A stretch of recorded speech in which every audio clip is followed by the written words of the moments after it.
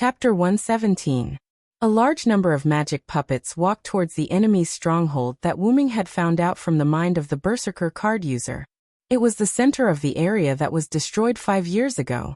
Because Wu Ming had cast a spell to disperse all idlers, no one panicked when they saw the magic puppets.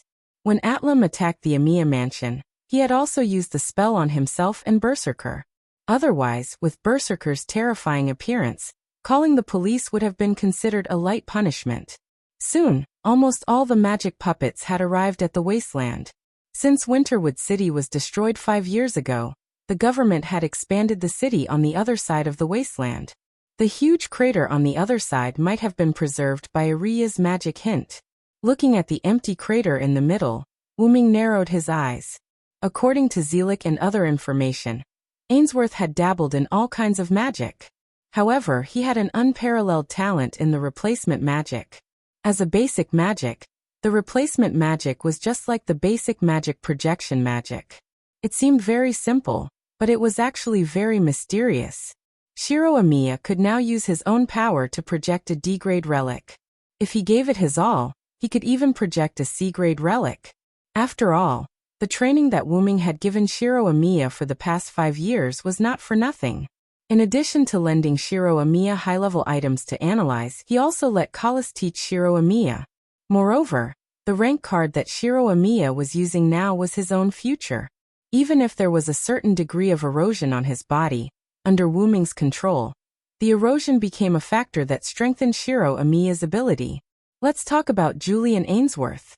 As far as Wu Ming knew, Julian was one of the only 3 orphans who survived the Fourth Holy Grail War. The other 2 were the orphans of the Tsushima family, and the orphans of Enbin. When the Tong family and the Inosaka family gave up on the Holy Grail War, Julian did not want to give up, even though he knew that the world had been saved. After that, Julian began to store the souls and personalities of the magicians who died in the Holy Grail War into the automatons, letting these automatons fight each other. Those who survived in the end would be able to fulfill their wishes. Although some of these people knew that he was dead, there were also some who thought that he was still alive. Just like Atlam, who had been deceived by Julian all this time, and had returned to the netherworld in the end. Julian made use of these puppets that had long been under his control to create class cards for the Holy Grail War. The class card was the result of Julian transferring the power of the heroic spirits into the card using the substitution magic. It had to be said that Julian was a rare genius. Although the class card had the flaw of eroding the user, it was worth it to be able to obtain the power of the heroic spirits. However, the great Holy Grail of this world had been destroyed. Therefore, in order to fulfill his wish, Julian had to find an item that could replace the great Holy Grail. That was Mayu. Although it was still impossible to guess why Julian did not make a move in these 5 years or 5 years ago, it did not mean that he had given up on the Holy Grail War. After all, magicians were a group of lunatics, crazier than ordinary lunatics. Since the other party had come to test him, why would he not return the favor? Therefore, there was this scene of the magic puppets surrounding the huge pit. Wu Ming and Shiro Emiya stood at the edge of the huge pit, fully armed and looking at the huge pit. Wu Ming glanced at Shiro Emiya, and Shiro Emiya nodded. Then Wu Ming spoke. "The guests are here. Why is the master not showing himself?" His voice was not loud, but it spread throughout the huge pit. As if in response to Wu Ming, a different space opened in the middle of the huge pit, and 5 figures walked out. Every figure had their own characteristics. The blue and white armored knight wore full body armor, and his appearance was steady. There were 2 horns on his helmet, and he held an invisible weapon in his hand. The European man with short blonde hair had a noble face. His whole body was wrapped in a special black high-density liquid, and only his head, hands, and part of his body were exposed. He held a red spear in his hand. The blindfolded man with black and purple hair exuded a decadent aura. He wore purple clothes and held a chain in his hand, and a mysterious cloth covered his eyes. He had 2 golden ponytails, and the right ponytail wore a golden horn-shaped accessory. His upper body only covered his chest, and his lower body was covered in golden armor with some red lines drawn on it. Although he was expressionless, he was full of vigor. Then a young man with short black hair, blue eyes and black-rimmed glasses with a gloomy face, wearing the uniform of the Suechuan Original Academy High School. Although his physique was thin and his appearance was ordinary, Wuming did not pay attention to him because he was the one who walked in front. Yamato. Shiro Amiya clenched his fist. I really didn't expect that you would take the initiative to attack, Shiro Amiya, caster. No, I should call you Hyenryong-sama. Julian pushed his glasses and said with a gloomy face. Do you know my real name? Archer over there told you. Wuming said with a smile. It's rare that Ligerite is unwilling to tell me your real name. It seems that she was influenced by the Hero King. Julian said with some irritation. Wuming looked at the four figures behind Julian and said with some dissatisfaction. Did you erase their feelings? Of course not, Master Xianlong. Although my opponent is you, all I did was rewrite their memories and make them my subordinates. Arya didn't seem to have any misgivings about these people, and directly revealed the truth. Even if Julian said so, the others did not respond at all, as if they were really Julian's men. So, what do you want to do, Julian Ainsworth? Hearing this, Shiro Amiya's eyes were also shocked and looked at Julian. Julian's mouth curved and made a burst of laughter. Of course, it's to save mankind, Hyenryong-sama. Julian said with some madness. Don't you think mankind needs to be saved? The great sage who guides the Uruk humans. I don't think mankind needs to be saved. I only think mankind needs to be guided. Wuming said indifferently. And do you really think a mere Holy Grail war can save the world, Julian Ainsworth? Don't talk nonsense. Julian roared, then said. Don't you also know that the real Holy Grail can fulfill this wish? Hyenryong. Wuming narrowed his eyes. Wuming naturally knew that Mayu could save mankind. But Wuming would not sacrifice Mayu. The premise was that this world had already been saved by Zelik, so mankind was no longer in danger. Moreover, Wuming was not like those who would sacrifice their own important people to save the world. Even if he had to sacrifice himself, Wuming would not sacrifice others. So what? Hearing Wuming's words, Julian calmed down. Then, prepare to be crushed by me. Chapter 118. Following Julian's words, the four subordinates beside him who had used cards rushed toward Wuming. This was also like an opportunity, and the large number of magic puppets surrounding Ainsworth began to move. Wuming held the staff of Ainsworth in his hand, and tapped the ground lightly with the tip of the staff. Two small teleportation portals that could only allow one person to pass through opened. A woman and an old man walked out of the portals. The woman was wearing a purplish-black cake dress. Her entire body was wrapped in clothes, only her face and hands were exposed. Her scarlet eyes exuded a dangerous aura, and her white corpse-like skin was extremely horrifying. The old man was wearing a black and white butler's suit with gloves on both hands and black leather shoes on his feet. His hair and beard were white. Although his face was old, his eyes were as sharp as an eagle's. The butler's suit could not hide his muscular body, which gave people a sense of security. The two of them were Shadia Bradfriend and Sebastian Dean, who had been kept in the staff of Ainsworth by Wuming. Master Wuming. The two of them knelt on one knee and saluted Wuming. Get up, Shadia, Sebastian. Wuming gestured for them to get up. After Shadia and Sebastian stood up, Shiro Amiya greeted them. Miss Shadia, Mr. Sebastian.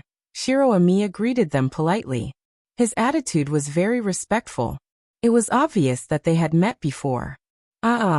Isn't this brother Shiro? I didn't expect you to have grown so big. Shadia looked at Shiro Amiya with a graceful posture and a joyful expression. Long time no see, Shiro. Sebastian was easygoing and greeted Shiro Amiya. Due to the fact that Wuming had transformed into a follower, his body and his noble phantasm were all made of mana, including the staff of Ainz-Ergong. The real staff of Ainz-Ergong was currently resting in the Dragonist relic on Wuming's root dragon. In other words, Shadia and Sebastian were also in the staff of Ainsworth. To Wuming, who was absorbing energy from the source, not only did it improve his physical condition, but it also improved his noble relics, including Zaisha and Sebastian, who were inside his noble relic, the staff of Ainz-Ergong. 5 years ago, Wuming summoned Shadia and Sebastian as servants. After all, Wuming didn't want to destroy their root sublimation, So he summoned their consciousness in the form of servants. Wuming confirmed their status. Wuming believed that after their root sublimation, they would have a qualitative leap.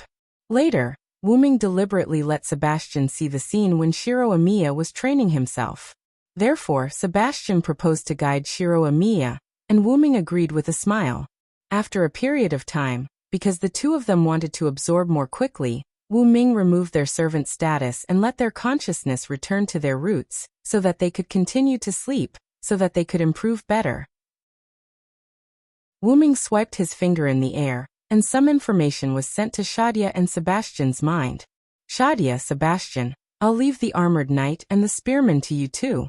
Don't embarrass me. Wuming ordered. Yes, Wuming-sama. The two replied. Then Wuming looked at Shiro Amiya and said, I'll leave the armored knight to you, is that okay? Shiro Amiya projected 2 swords and walked forward. Leave it to me, big brother. Remember, don't let him remove that blindfold. It doesn't look simple. Understood. Then Wuming looked at Angelica, who was walking toward him, and smiled as if he was reminiscing. Then he said, You really look like Gil. Of course, Wuming was referring to the female Gilgamesh that he had taught. Although I don't want to fight with you. This is Master Julian's order after all. I'm sorry. Angelica apologized first, then said, Let me see what you're really capable of, Hero King's mentor, Hyenryong. After that, a large number of golden ripples appeared behind Angelica, and countless noble artifacts appeared. These are all grade B to grade A noble artifacts, right? You really think highly of me. Wuming smiled, then raised the staff of Ain's Ergong in his hand. A large number of black and purple holes also appeared behind Wuming, and a large number of giant black bone spears gradually appeared from them. Otherwise, I don't have the confidence to defeat you. After Angelica finished speaking, she waved her hand, and countless noble artifacts burst out toward Wuming. It seems that you are very confident. Then come and try. The staff of Ain's Ergong in Wuming's hand flashed, and Wuming shouted, Magic Strength Bone Spear Altar. Countless sharp black bone spears burst out toward Angelica. Just like the confrontation between good and evil, the black bone spears and the golden noble artifacts collided with each other, making a thunderous sound. The explosion filled the surroundings of the two, and the battlefield was instantly filled with smoke and dust. Summon Primal Fire Elemental. As the spell was chanted, a huge flame spirit rushed out of the smoke and rushed toward Angelica. Poof! With a thunderbolt, the giant flame sprite was penetrated and disappeared. Angelica was holding a huge spiral sword, and there was still a trace of lightning left on the sword. Angelica let go of her hand, and the spiral sword turned into a golden light and disappeared, returning to the golden ripple. Well done. I don't know if you inherited Hero King's martial arts, Wuming said with a smile. Then Wuming's figure slowly disappeared like a phantom. Angelica's eyes narrowed, and she quickly stretched out her hand. A huge shield formed by 7 purple petals appeared in Angelica's hand. Wuming held a spear and stabbed the shield fiercely. The green energy eroded the shield, and the petals on the shield disappeared one by one. Angelica jumped back, and the purple petal shield shattered. Wuming put the white spear behind his back and looked at Angelica with a smile. Good vigilance. Angelica looked at Wuming and said coldly, If you didn't remove the phantom in advance, you might have hurt me. However, Wuming just smiled slightly. Even so, I can hurt you, my child. As soon as he finished speaking, a green thorny vine suddenly appeared in front of Angelica and rushed toward Angelica's head. Angelica abruptly dodged, avoiding this fatal blow.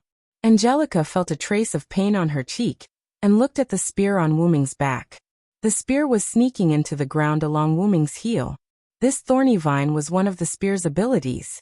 Wuming looked at Angelica, whose cheek was bleeding, and smiled even more brightly. See, didn't you get hurt? At this moment, Angelica looked at Wuming more cautiously. Chapter 119. On the other side, Satya looked at the spearman in front of her, recalling the information Wuming gave her. The power in this user's heroic spirit card comes from Cuchulainn, the son of sun god Ruger in Celtic mythology. Not only does he have powerful martial arts skills, But he also has a magic spear that will penetrate his heart. After all, that was Cuchulain, Wu Ming's old opponent. How could Wu Ming not know that magic spear? In addition, he also has the powerful original 18 Lun. Although it's affected by his rank, it doesn't mean that he can't use it. If it's you, Satya, I believe it won't be difficult to deal with him. Recalling the words that Wu Ming left in her mind, Satya blushed and murmured, "Oh, Wu Ming-sama," but even so Satya didn't let down her guard against the enemy. When they were summoned here, Wu Ming gave Satya and Sebastian some knowledge about this world, and their magic was called magic in this world. About servants, heroic spirits, the cause and effect of the Holy Grail War, Wu Ming's fight with Julian, and everything that Wu Ming thought was necessary. Let me introduce myself first. I'm Kenneth Elmeroy Akibalid, one of the 12 Lords of the Clock Tower. Mr. Akibalid, I'm Satya Bradford. By the way, a mere human is not qualified to be called a lord. Only a great supreme can be called a lord. After hearing Satya's words, Kenneth narrowed his eyes and said, I didn't expect my opponent to be a beautiful inhuman lady. It's a pity. It seems that your luck isn't very good.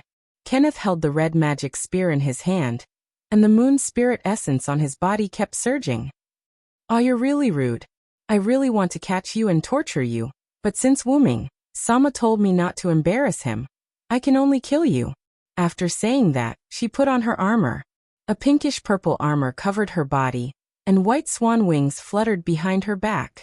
The armor was just like the cake dress that Satya wore, covering every part of her body except for her face. This time, it covered her entire body. Kenneth looked at the strange spear in Satya's hand and said elegantly, It's really fate. I didn't expect you to also use a spear. Satya held the pike and said disdainfully, Please don't compare my pike with your tattered wooden stick. This is a divine artifact bestowed upon me by the Honorable Supreme. Although Kenneth didn't understand what Satya was talking about, it didn't affect him. Then please prepare for death, Miss Satya. As Nazarik's strongest one-on-one fighter, Satya was still very strong in close combat, even though her combat ability was based on data. Because Kenneth had obtained Cuchulain's martial arts, he was now locked in battle with Zaisha. After a while, the two separated. Your turtle shell is really difficult to deal with, Satya said with a smile. It's good that you know. This is an absolute defense that none of your items have, Kenneth said proudly. I've decided I'll kill you. Satya flew into the sky. Vermilion Nova. A large flame burned toward Kenneth. The viscous black liquid on Kenneth's body squirmed and formed a shield in front of Kenneth. Satya took advantage of the flame and rushed toward Kenneth. Kenneth made a feint and dodged Satya's attack. Then he rushed forward, and the two began to fight in close combat again. On the other side, Sebastian also recalled the memory we imparted to him. The armored knight's real name is King Arthur. Apart from his armor, his most powerful weapon is the invisible holy sword. After all, Wu Ming was the silver dragon that once protected Britain, and King Arthur was raised by Wu Ming himself. Thinking about the holy sword of star that was hidden by the wind, Wu Ming spent more time in Britain than in other worlds. Therefore, for King Arthur, Wu Ming was very familiar with it. Because of the blessing of the elves, King Arthur has the power to control the wind. King Arthur used this power on his weapon to form an invisible weapon. In addition, King Arthur's holy sword can also emit the light of the stars that can destroy almost everything. When fighting King Arthur, try not to distance yourself from him. Don't give him time to breathe. It's best to end the battle quickly and kill him in one blow. Sebastian walked toward the armored man with his hands behind his back. The armored man was Julian's father, Zachary Ainsworth. Because Zachary died in the Fourth Holy Grail War, he was resurrected by Julian using replacement magic. Because he was his father, Julian gave the best saber rank card to Zachary, turning him into the legendary King Arthur. Zachary didn't finish his words. His expression couldn't be seen because he was wearing a helmet. Zachary rushed toward Sebastian. He seemed to be holding something in his hand as he slashed at Sebastian. Clang! The sound of metal colliding could be heard. Sebastian raised his arm and blocked Zachary's slash with his rank card. Upon closer inspection, the sleeves of Sebastian's arm that blocked Zachary's slash were covered with dragon scales. Originally, Sebastian was a draken, and he used magic to strengthen his body. Now I, Sebastian, am able to receive King Arthur's sacred star sword. It's a pity that I have to defeat you here.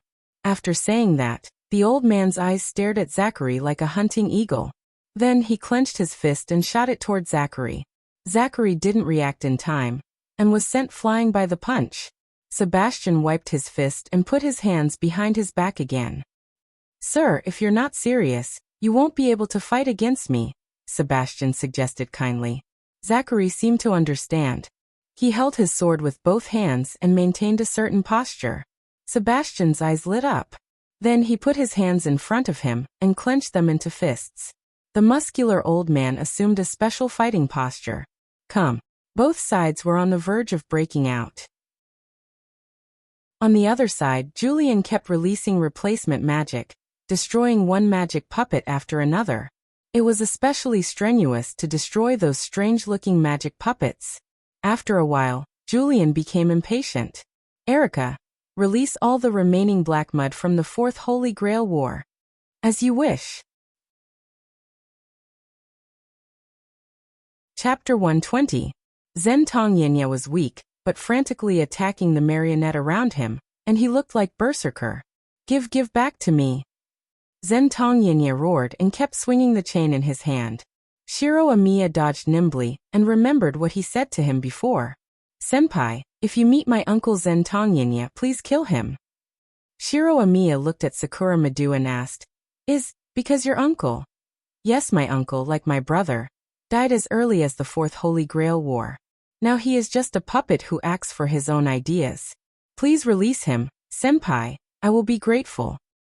I know, don't worry, Sakura. After that, Sakura Madu told Shiro Amiya about Zentong appearance. It seems that you are Zentong, Wuming said. Give back to me. Zentong roar was the only response to Shiro Amiya. Has it already reached this point? What a pity. Wei Gongshi closed his eyes. Then he suddenly opened his eyes. Let me release you for Sakura, Zentong. As if because he heard Sakura Madu's name, Zentong movements were sluggish. Shiro Amiya threw a lot of Ganjiang Moi into the air. Shiro Amiya rushed to Zentong side. Roar. Zentong reacted, and wanted to release his magic immediately. He held the chain in his right hand and grabbed the blindfold in his left hand, and muttered, Self-seal, Dark Temple Breaker Gorgon. Zentong took off the blindfold. Shiro Amiya looked at Zentong indifferent eyes, and he felt a chill in his heart. After that, Shiro Amiya felt that he could no longer move. Wei Gongshi didn't struggle, and he said faintly, Triple Link Crane Wings Alter. Poochie poochie poochie. The sound of numerous sharp blades stabbing into flesh could be heard. Tong Yinya's body was pierced full of black and white blades. He let out a mournful howl. Large amounts of blood flowed down from Tong Yinya's body. Give me back, Sakura. Jian Tong Yinya collapsed and turned into an automaton. Gradually, Shiro Amiya felt that his body could move again. Then he walked towards the robot and picked up the card with the writer's name printed on it. Don't worry, I'll take good care of Ing. Zaisha and Kenneth kept on fighting, exchanging blows. However, Zaisha's body was full of wounds. Although Zaisha had a pipette and could recover her HP by attacking the enemy, Kenneth had the Moon Essence potion that could automatically defend himself. Moreover, Zaisha was a computer-generated NPC. Not to mention that her attack pattern was basically fixed. Zaisha basically did not change much. After all, it was always the players who gave the orders. NPCs did not need to think for themselves, and only needed to follow orders. Although Zaisha and other NPCs had begun to adapt to the situation and draw inferences from one case, Zaisha was still too inexperienced compared to Kukulin, who had obtained the heroic spirit's power. My lady, it seems that it's time to decide the outcome. Kenneth fainted and retreated far away. Teasuke, remove your tortoise shell if you have the ability. Zaisha said a little grumpily. Every time she used magic, Kenneth could always dodge it nimbly. Even if it was a sure hit spell, Kenneth could still resist it. Especially that Moon Essence potion. It was simply too overpowered. Take this, Miss Vampire. Kenneth held the spear with one hand and placed it beside his body. The scarlet magic spear emitted a thick aura of death. Could this be the noble artifact liberation that Lord Wuming mentioned? Zaisha said warily when she sensed the thick aura of death. Gaebog, spear of piercing death. Kenneth threw the magic spear with all his might. This feeling of danger. Zaisha suddenly flew into the sky in an attempt to dodge the spear. The magic spear was like a maggot that followed closely behind Zaisha. Damn it! Zaisha cursed inwardly. Then Zaisha's body emitted a trace of light. Then, under Kenneth's gaze, Zaisha was pierced by the scarlet magic spear and fell to the ground. Kenneth withdrew the magic spear and walked in the direction where Zaisha had fallen. Looking at Zaisha, who was still alive on the ground, Kenneth could not help but sigh. Looks like you're a vampire at the level of the 27th ancestor. What a pity. If you could live a little longer, you might be able to evolve. Zaisha was lying on the ground in a pool of blood. Blood flowed from the corner of Zaisha's mouth as she looked at Kenneth with a smile. Are you so sure that you've won? Kenneth seemed to have discovered something. His eyes shrank suddenly, and he quickly mobilized the moon marrow essence to defend his back. Don't even think about it. Eye of the sky. Zaisha roared and launched the mental interference magic that she learned from Wuming. Kenneth suddenly fell into a trance, and the movement of the moon marrow essence also slowed down. The moon marrow spirit liquid could defend and attack on its own. It could also be controlled by the user. Kenneth felt that there was no need to defend his back. Moreover, he had used up a lot of moon marrow spirit liquid during the battle. Therefore, Kenneth used all of his moon marrow spirit liquid to defend his front. At the moment when moon marrow essence's defense speed was reduced, the white spear pierced through Kenneth's chest, leaving a huge hole in Kenneth's chest. Kenneth fell to the ground with lifeless eyes and turned into a puppet. Zaisha stood up slowly, and her injuries were basically healed at this moment. It's really embarrassing. It seems that I have to complete the sublimation as soon as possible. Yes, Zaisha's true ancestor's body has begun to sublimate. Although Zaisha's heart was destroyed before, she could still survive, but she didn't have the ability to recover so quickly. After all, even if Zaisha and others were transformed into real existences, judging whether they were alive or not still depended on their health bar. As long as the health bar was not empty, Zaisha would not die, but if her heart was destroyed, her health bar would be reduced to 1/3, and she would fall into a weakened state. Zaisha believed that as long as she could sublimate her root, she would be able to eliminate all the disadvantages of being controlled by the game system. Of course, Sebastian was the same, and at this moment, Sebastian was even more sublimated than Zaisha. Looking at Sebastian, who had revealed his half-dragon form, Zachary didn't speak as usual, but it could be seen from his actions that Zachary was struggling to deal with Sebastian at this moment. Sebastian's head turned into a terrifying dragon head, his hands turned into dragon claws, his white gloves have long been destroyed, and a black tail grew out of his back. At this moment, the two were locked in a fierce battle. No, it was Zachary who couldn't separate. Chapter 121. It's a pity that I can't show up in the same form as Supreme Venerables, Seabass said while fighting with Zachary. Yes, at this moment, Seabass could already transform into a dragon, but it was a defective dragon subspecies. Because Sebastian and Wu Ming were of the same race, Wu Ming used his main body to absorb power, while Sebastian was affected by Wu Ming, greatly increasing the degree of his sublimation. Compared to Satya, who had yet to fully sublimate, Sebastian could be said to have almost completed his sublimation. If one were to ask who the strongest player in Nasaruk was, it probably wouldn't be the character hidden by the Ains Wugong players, but the current Sebastian. It's about time. It's time to end this, Sebastian said in a serious tone. Zachary was also nervous. He instantly released his magical power and blasted Seabass away, and he quickly retreated with the force of the impact. Zachary held the sword with both hands and pointed the hidden weapon in his hand forward. After Seabass rushed to his side, Zachary suddenly thrust forward, and a large amount of magical power formed a storm vortex and rushed toward Seabass. Seabass covered his head with both hands, resisting the storm that contained a large amount of magical power. This was the spare card used by Zachary. With the power of King Arthur, He released the wind enchantment that was wrapped around the sacred sword, and turned it into a long-range weapon that could be used to wipe out the enemy, the wind hammer. Although it was a one-time use noble phantasm, that was not Zachary's purpose. The holy sword revealed itself after the wind barrier was removed, and the gorgeous sword body distorted the sunlight. Zachary held the sword with both hands and raised it above his head, and the light began to gather. Excalibur. Then, as Zachary shouted the noble phantasm's true name, a huge light rushed toward Seabass, who was affected by strike air. The light that destroyed everything in front of it hit everything in front of it. Whether it was the ground, trees, or anything else, they were all covered by the huge light. Because Wu Ming sent a large number of puppets were destroyed by this attack. Fortunately, the noble phantasm was aimed at the mountain forest. If it was aimed at the city, not many people in the city would survive. Soon, the light disappeared, leaving behind traces of reclamation on the ground. The puppets that originally surrounded Ain's Balin were destroyed. Zachary gasped for breath. Because of Julian's explanation, Zachary did not underestimate the old man sent by Wu Ming. Sure enough, the old man was a draken.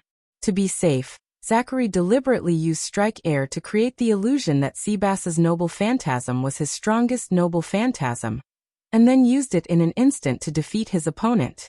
In one fell swoop. Because of Sebastian's troublesome nature, Zachary had used up almost all of his remaining magic power. Noble phantasm's noble phantasm. Just when Zachary thought that he had defeated Seabass, a sense of danger rose in his heart. Zachary immediately raised his sword and slashed backward. However, there was a slash sound. Both of Zachary's hands were broken, and he was sent flying into the air. Together with the sacred sword, he fell to the ground. Zachary retreated somewhat pathetically, still not saying a word. Zachary looked at Seabass, who was behind him. Seabass was wearing a black butler suit with white gloves on his hands. His hands were behind his back as he looked at Zachary. What a pity. Fortunately, I have the knowledge that Master Wu Ming gave me. I almost got hit by the sacred star sword, Seabass said politely. Sebastian said slowly and politely as he patted the dust off his clothes. As Wu Ming had told Seabass about the characteristics of Excalibur, Seabass could easily tell that Zachary did not want to use Excalibur. With such awareness, it was impossible for Seabass to be hit. Sebastian had already calculated the range of the attack. However, he was afraid that the range of the attack would be too large, so he deliberately moved further away. If not for that, he would have been hit by Excalibur. This was no joke. This was a star-sacred sword, a weapon made by God. At this moment, Sebastian was simply unable to withstand such a powerful Excalibur. Any last words? Seabass asked politely. Zachary remained silent. After a while he said, "Please save my son. Please." Understood. I'll report to Master Wu Ming. I believe that with Master Wu Ming's magnanimity, he won't reject the agreement between you and me. Please rest in peace. As soon as Seabass finished speaking, Zachary's vision turned black. Then Zachary lost his sight, followed by all his senses. Seabass wiped his bloody gloves and looked at the headless automaton on the ground. He picked up the card on the automaton. Is this a knight with a sword? Master Wu Ming said that I need this card. I'll keep it first. While the other battles were about to end, the battle between Wu Ming and Angelica was almost over. At that moment, the two were no longer shooting at each other, but fighting in close combat. Angelica was using the weapons in her treasury flexibly, while Wu Ming was using a spear. The two were locked in a fight, but interestingly, the place where the two fought had a lot of green plants. Obviously, this was the effect of the divine spear Yggdrasil and the mythological beast Fimbaba. I didn't expect you to be able to use the ability of a lancer as a caster. Angelica frowned and said, I'm a caster. Isn't it good to use magic to enhance strength and speed? Also, don't forget that I'm your mentor. How can I forget the martial arts I taught you? Although she said so, the martial arts used by Angelica and Wu Ming were not similar. Perhaps it was because of the different world. Boom. Hearing the sound, the two of them looked in the direction of the huge golden light pillar. Excalibur. Then Wu Ming turned his head to Angelica. It seems that the other battles are almost over. It seems that our battle is about to end. Wuming stood opposite Angelica with a spear in his hand, and said with a smile, "What nonsense are you talking about? We're tied now and you're still talking nonsense." Angelica reprimanded. In response, Wuming just smiled faintly. "Is that so? Do you really think so, Angelica?" Enkidu. Enkidu. Chapter 122. Countless silver-white chains burst out from the golden ripples behind Wuming and Angelica.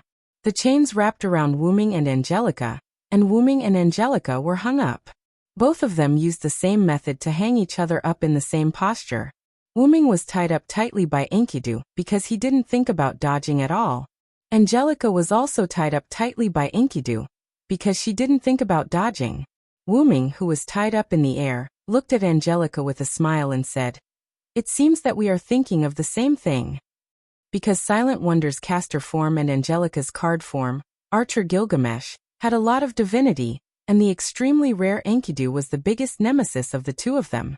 Angelica expressed her dissatisfaction with Wuming's statement. She frowned and said, "You really dare to use a fake Hyenryong?" Those Enkidu were the fake Enkidu that Wuming used on the Berserker Hercules card user. Wuming used Create Advanced Item to create a fake that was comparable to the real thing. Even if it was comparable to the real thing, a fake was a fake, and it could be judged by its aura. And because Wuming released more than one Enkidu, Angelica was more certain that Wuming used a fake. For Angelica, who didn't like and even hated fakes, it would undoubtedly irritate her. Wuming was interested in Angelica's dissatisfaction. "It seems that you and Gil hate fakes very much." Wuming recalled the cute Gil and couldn't help but sigh. "So what do you want to do, Angelica Ainsworth?" Angelica was distressed by Rosin's words. Because Angelica couldn't cause effective damage to Wuming at all. It was true that Archer Gilgamesh's card could be said to be invincible against other servants, but it was too weak against Wuming. After all, Wuming was the person who taught the famous hero King Gilgamesh. Although they were not in the same world, it was much easier to deal with his disciple than to deal with other unknown servants.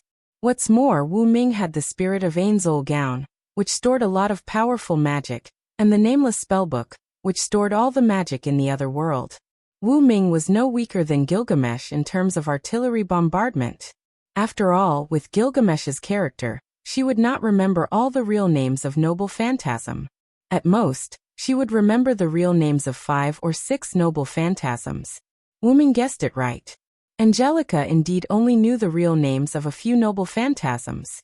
That had a great impact on Angelica. As a result, in addition to using Noble Phantasms, Angelica could only use melee and Noble Phantasm to attack. In terms of melee, Angelica couldn't gain the slightest advantage against Wuming. Not to mention that Wuming was the disciple of the Lord of the Demon Realm. Wuming's experience over the years was enough to defeat Angelica. After all, Wuming was also known as the strongest knight of the Round Table by virtue of his martial arts. If Noble Phantasm was released, Wuming would also release his Noble Phantasm to fight against her. With the support of a huge amount of magic, Wuming's mythical Yggdrasil was not something that any servant could fight against. "Then, I'll take out a weapon that you can't fight against," Angelica shouted. Then a golden ripple appeared behind her. However, the speed of the golden ripple was a little slow. Moreover, the number of Noble Phantasms that appeared in the golden ripple was obviously reduced. There were only a few Grade A Noble Phantasms. It was obvious that the Enkidu created by Silent Wonder was starting to take effect. It was starting to suppress Angelica's magic power. Clang, clang, clang. Angelica fell to the ground with the sound of the chains breaking. Wuming was the same. The sacred lance in his hand floated in the air and automatically moved. It penetrated the chains on Wuming's body. Wuming also fell to the ground. After all, Enkidu was not a powerful weapon in the first place. It was just an ability that had a strong binding effect on divine enemies. Even for those servants who had high strength but did not have divine attributes, as long as they used their strength, they could break it. Then, a golden ripple appeared beside Angelica, and the hilt of a sword was revealed. The hilt was golden, and there was a strange sword guard on the upper part of the hilt. Angelica pulled hard, and a sword that looked like a sword appeared in Angelica's hand. Other than the body of the sword, the rest of the sword was normal. Only the body of the sword was a black cylindrical object. There were 3 parts of the black cylindrical object. The 3 parts were pieced together to form a long tube. There were very red patterns engraved on it, and it looked very mysterious. Is this the Enkidu sword? Wuming's expression became serious. As the mentor of the hero king, Gilgamesh, Wuming naturally knew about the legendary sword that could split heaven and earth apart, the Enkidu sword. Although it was a name given by Gilgamesh, the sword that did not look like a sword at all lived up to its name. Ea was a god that existed before the creation of heaven and earth in Mesopotamia's mythological system. Needless to say, the function of the sword was needless to say. Angelica held the Enkidu sword high, and the 3 cylindrical blades began to rotate separately. As they rotated, there were traces of red air blades. There were more and more air blades, and they were getting bigger and bigger until they rushed to the sky and parted the clouds. Looking at the majestic huge tornado, Wuming, who knew how powerful the weapon was, began to prepare to release the noble phantasm. Ancient and eternal primordial dragon, show yourself and save the world once more. As the noble phantasm was released, a large amount of platinum mist appeared around Wuming. Angelica held the Enkidu sword in one hand and focused her gaze. Take this attack. Yanryong. Enkidu sword. Enkidu sword. Heaven H. A huge red tornado descended from the sky, rushing towards Wuming. Wherever it passed, there were cracks in the space. Some of them even had gaps in the space, revealing mysterious black holes. The platinum mist surged wildly and spread to the surroundings. The mist completely blocked Wuming's body, and one could vaguely see a black shadow in the platinum mist. The red sword aura came violently, and the white mist spread quietly. Soon the 2 of them collided. The seemingly gentle mist exploded with unimaginable toughness. The red sword aura only managed to break through a small part of it before it was blocked by the white mist. What? Angelica stared at the scene in disbelief. Chapter 123. Angelica looked at the unusual white mist and asked in doubt, "What the hell is this? How can it resist Ye's attack?" Facing Angelica's surprised and doubtful voice, a mute voice sounded from the white mist. "This is naturally my noble phantasm, Angelica. Don't think that I can only use magic because I'm a caster. This is my real body." Yes, Wuming's noble phantasm was to summon his real body. Because he summoned his real body as a servant, Wuming's root dragon's blessing temporarily lost its effect. After all, it was called his real body. At best, it was just a projection of Wuming's real body. Moreover, the modern world of the shaped moon had the ability to automatically repair things that should not exist, such as fantasy breeds. As a result, once Silent Cry summoned his entire body or summoned part of his body for too long, there was a high chance that he would be attacked by the world itself. Because Wuming had been hurt by the world once, this time Wuming learned his lesson and only summoned part of his body. That led to the creation of the platinum mist. The platinum mist was a part of Wuming. That was the ultra-low-density decomposition state of Wuming's body. Through Wuming's decomposition of his body, which could be regarded as indestructible, combined with the skill Holy Breath, it formed the platinum glowing mist. From another point of view, it could be said that the mist was equivalent to Wuming's scales. It stood to reason that even so, it shouldn't be able to resist Wuming's ultimate release, but it couldn't resist Wuming's skill. Formation creation. Yexe's a magician, he could create a terrain that was advantageous to him. Formation creation. Yexe's a magician, he could create a terrain that was advantageous to him in a short time. As long as there were materials, he could even create a shrine that was once enshrined. Item creation. He could make magical items. There was a magic book that contained all the magic in a certain world, and with the skill Otherworld Magic, he could make all the items in a certain world. Through the formation, Wuming could transform his current land into a suitable place for himself. Through the creation of the item, Wuming could add the world protection of this item, fog, to the world item. Wuming had used Yggdrasil to fight with Angelica before. The damage he had caused on the land was used as an anchor point to build his base. That was how Wuming was able to build the Uruk land the moment he released his relic. It was also due to the fact that Wu Ming was able to add the protection of a world-class item to his own items and relic. Just like that, the platinum-colored mist, which had been slightly weaker before, became an existence similar to an inherent barrier under these conditions. It was on par with the sword Qi unleashed by the Guili sword. After all, the only way to defend against a world-defying relic was to offset the damage of the same level, or use a relic of the same level.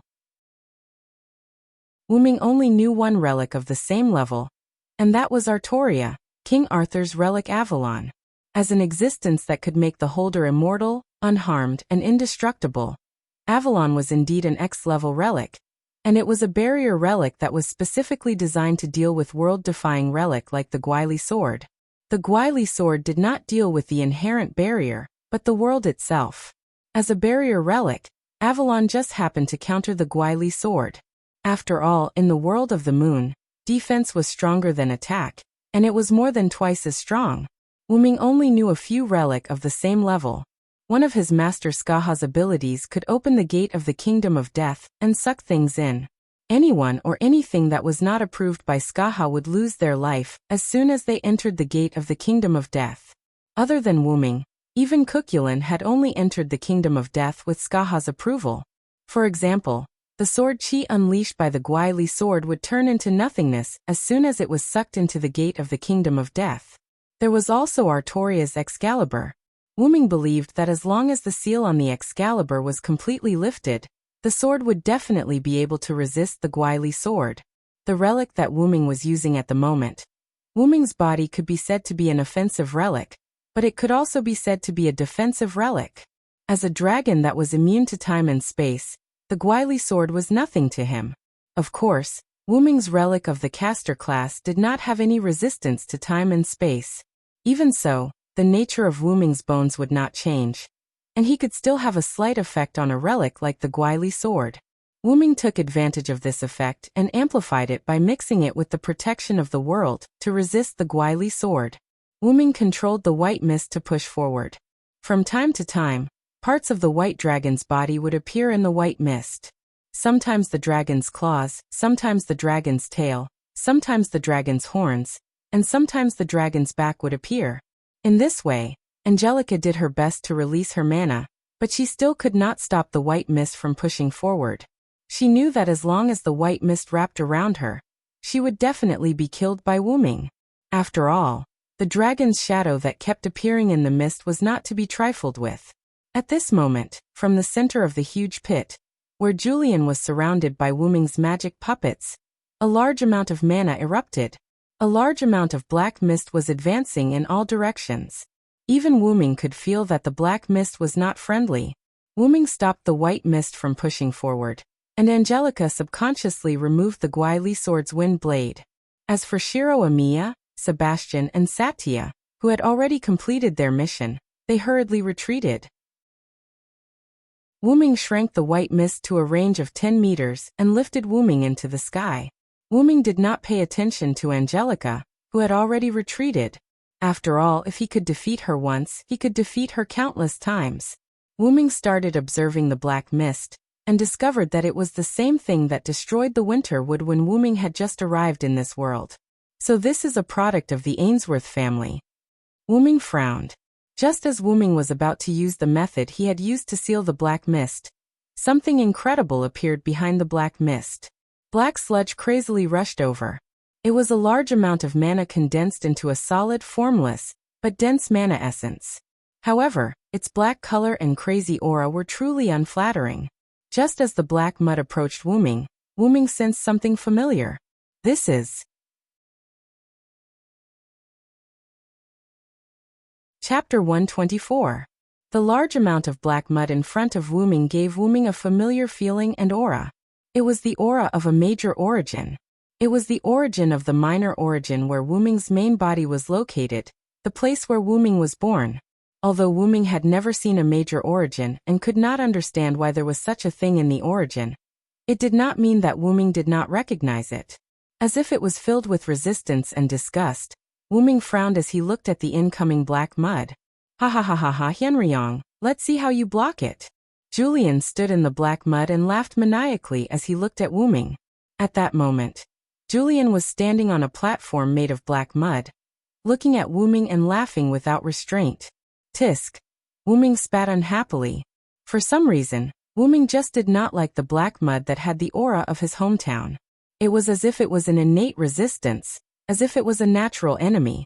That was Wu-ming's evaluation of the black mud. Sorry for the trouble. Wu-ming rode the white mist and descended from the sky to the ground without black mud, meeting with Shiro Amiya and the others. Lord Wu-ming. Satya and Sebastian handed the class cards they had obtained from the water to Wu-ming. Wu-ming put away Saber and Lancer's class cards, then Wu-ming said to the two of them, "Thank you for your hard work." "Thank you for your hard work. Zaisha, Sebastian, go back and rest." "Not at all. I've completed the mission given to me by Lord Wu-ming in such a sorry state. I've sinned." Satya became serious, which was rare for her. "Although I wasn't in a difficult situation, I was unable to quickly defeat the opponent assigned to me by Sir Wu-ming. Please punish me, Sir Wu-ming," Sebastian said. Wu-ming chuckled and shook his head. "You guys are still treating me like an outsider. Forget it, I'll remember this and go back first." "Understood, Lord Wu-ming." Then Wu-ming opened the portal and let the two of them in. Immediately after, Shiro Amiya also wanted to give his rank card to Wu-ming, but he was stopped by Wu-ming. "Take them." Wu-ming placed the 5 job class cards in front of Shiro Amiya. "Big brother? What are you doing?" Shiro Amiya asked in confusion. Wu-ming had a resolute expression on his face as he looked at Wei Gong Shiro. "Now, I need you to go back and fulfill your wish to the Holy Grail, and take Mayu away." Shiro Amiya was even more confused. "Let's not talk about the Holy Grail's wish. What about you, big brother?" "I have to clean up the mess made by Julian, and I have to do it." After all, he felt like he was an enemy. Even Wu-ming was affected by that feeling. "I won't explain the details to you. In short, follow the steps on this blueprint and quickly take Mayu away. Julian's means are more than that." With that said, Wu-ming summoned a piece of parchment out of thin air. That was an indestructible manuscript that could be recorded with magical power, and it was set to be indestructible. Wu-ming stuffed the parchment into Shiro Amiya's hand, and then put 5 cards into his hand. "Now Saber, Lancer, Caster, Assassin, Berserker, plus your Archer and the Rider you just got, 7 cards have been collected." Wu-ming turned around, walked a few steps, and looked at Shiro Amiya with his head tilted. "Although it's only been 5 years, it's been a really good time. Apologize to Mayu for me. We have to be separated for a while." "Big brother." Shiro Amiya held 6 cards in one hand and the parchment in the other, gritting his teeth. Although he didn't quite understand what the black mud was, it didn't mean that he didn't know the danger of the black mud. His nerves have been tense as if he was afraid of the black mud. "I understand, big brother. I wish you good luck in martial arts." With that, Wei Gong Shiro drove his heroic spirit state, which had yet to be deactivated, back to his home. "Well then, let's get started." A large amount of white mist was produced from Wu-ming's sleeves, and it quickly rushed toward the black mud. In an instant, like a flame meeting water, the two had a violent reaction. Explosions occurred frequently at the boundary between the fog and the black mud, and the sound of explosions continued to ring out. Sure enough, I and it are natural enemies.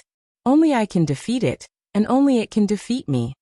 After saying such a strange thing, Wu-ming directly condensed the white mist. In an instant, the white mist turned into a white and sacred dragon. "Roar!" The dragon roared, then opened its big mouth, and a lot of white flames spurted out. The black mud was burned, and the sound of the explosion was endless, and it kept rushing toward the white dragon. At this moment, the black mud has been wrapped around the white dragon's body. Like a mythical battle, the residents of Winterwood City saw this scene. The sacred dragon fought against the dirty and turbid black mud, and the black mud wrapped around the dragon and completely wrapped it. After a while, as if digested, the white dragon disappeared, and the black mud was full of vitality, constantly surging. "Ha ha ha ha ha. See, Henryong, this is power, this is God." This is faith. This is everything. This is the omnipotent instrument that can save mankind. Julian stood in the open space, his face black, his eyes red, and he kept roaring. I see. Wu Ming's figure emerged from the black mud, and the black gas gradually eroded Wu Ming. Is this the reason why you want to make a wish? How foolish. Yes, in Wu Ming's view, Julian's mind was not only contaminated by the black mud, but even his soul was as if it had been dyed with black. Simply put, there was no saving him. But Julian was a 16-year-old boy. How could he have been corrupted for so long? There was only one answer. Your real identity is actually the first head of the Ainsworth family, Darius Ainsworth. Julian stopped laughing and looked at Wu Ming with a vicious gaze. As expected of Lord Hianriyang, you actually saw the truth. As he spoke, Julian changed his appearance. His hair was still black, and his eyes were still blue. His hair looked as if it had not been tidied for a long time. His upper body was very cool, and his lower body was wearing a pair of casual pants, revealing his leg hair, and a pair of flip-flops. In addition, his cheeks had become slightly similar to Julian's. At this moment, Julian had completely changed from one person to another. Is this also a replacement magic? Wu Ming asked. That's right. Lord Hianriyang, this is a technique I am proud of, although I am surprised that Julian was able to hold on without being replaced by me. Julian, no, Darius said. So that's how it is. Even his soul has been corrupted by you? Wu Ming already understood what was going on. Darius had used an unknown spell technique to swap his personality and soul with Aria's, but for some unknown reason, he was unable to completely swap with Aria, which was why this situation had occurred. But it's about time. In another 1 or 2 years, I should be able to take over this body, Darius said calmly. Then he looked at Wu Ming. Lord Hianriyang, your power has been coveted by me for a long time. Seeing that you are about to disappear, I won't hold back. Wu Ming frowned. It seemed that Darius wanted to turn his power into a class card. Wu Ming smiled slightly. Then he said, You are still too naive, Darius Ainsworth. My power is not that easy to obtain.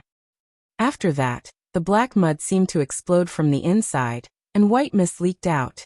Explosions occurred one after another, until the black mud was almost completely destroyed. Darius did not show any expression toward the black mud that was about to disappear. As if he saw Wu Ming's doubts, Darius explained. These items are no longer important. Even if Lord Hianriyang can destroy them, what can you do? You are about to disappear. Darius looked at the illusory Wu Ming. Although Wu Ming wanted to use himself as bait to destroy the black mud, the corrosion of the black mud had already reached the body of Wu Ming's follower. Wu Ming, who had reached his limit, was about to disappear. I have already arranged for Angelica to retrieve the Great Holy Grail. If there is a chance to see it again, it will be in the world after I make a wish.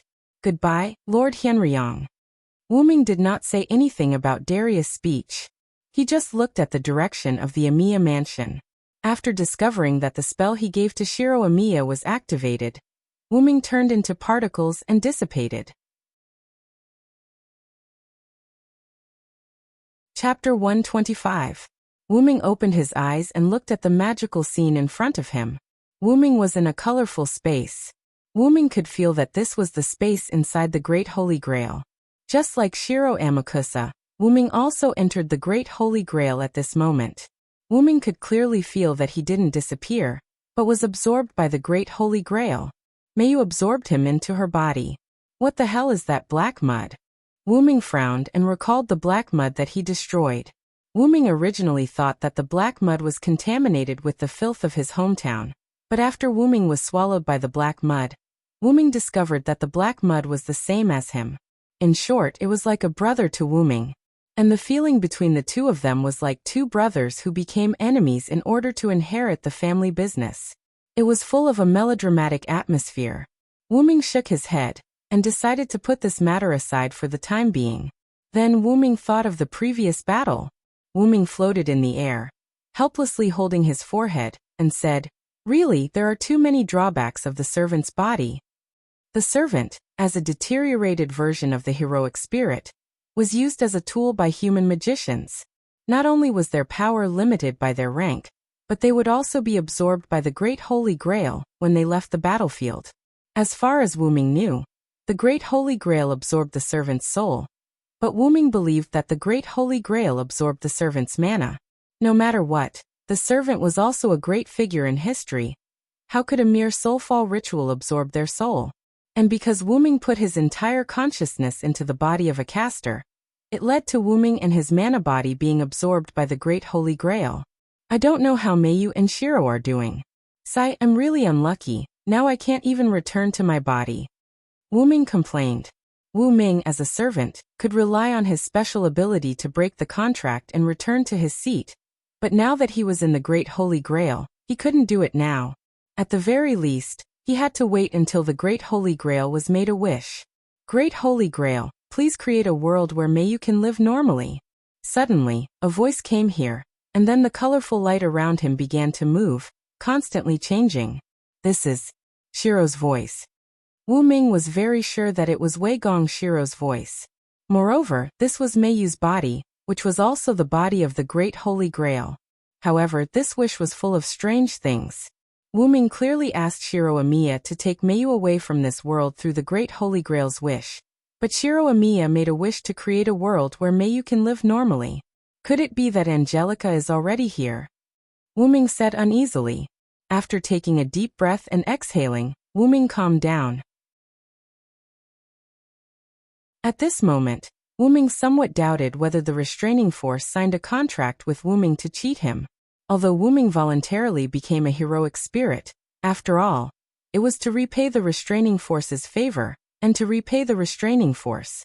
The restraining force allowed Wu Ming to absorb energy from the source of the world. At this moment, the many restrictions of the servant made Wu Ming somewhat speechless. Forget it anyway, the heroic spirit palace has already been built, and I have already left my name on the seat. Then Wu Ming looked at the colorful lights around him that kept changing. I wonder how the Great Holy Grail will fulfill this wish. The ordinary Great Holy Grail was just a crystal that stored a large amount of mana. In other words, the Great Holy Grail could do anything that could be done with magic. However, the Great Holy Grail might not be able to fulfill wishes that were beyond the scope of magic. For example, reviving the dead, reversing time, traveling to parallel worlds, and so on. These were all within the scope of magic. However, Meiyu's Shitsuki family was an exception. Their family's godchild could be regarded as the true Great Holy Grail, the true omnipotent wishing machine that could fulfill all wishes. However, Wu Ming estimated that the wish to create a world might not be fulfilled even by magic. Even if it could be fulfilled, the mana in Meiyu, the Great Holy Grail, would not be enough to support the wish to create a world. That was why Wu Ming was curious about how this wish could be fulfilled. I guess it would be to travel to parallel worlds. After all, Meiyu, the Great Holy Grail, who did not have enough mana to create a world, would only be able to travel to a parallel world where Meiyu could live an ordinary life under the system's judgment. Stopping his wild guesses, Wu Ming waited quietly. Taking advantage of this moment of leisure, Wu Ming began to meditate again. After all, this was the interior of the Great Holy Grail. How many people could enter?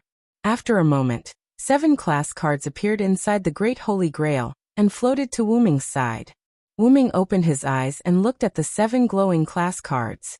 At this moment, the class cards were being baptized by the Great Holy Grail, and had undergone an unknown change. However, Wu Ming could determine that apart from the Berserker class card, the other class cards would no longer have the effect of corroding the owner's mind when Dream Summon install was used. Even if it was the Berserker class card, it would only give the user a berserk state where they would lose their mind if used for a long time. Has it begun? Wu Ming said calmly. After a moment, this space, together with Wu Ming and the 7 class cards, began to undergo an illusory change.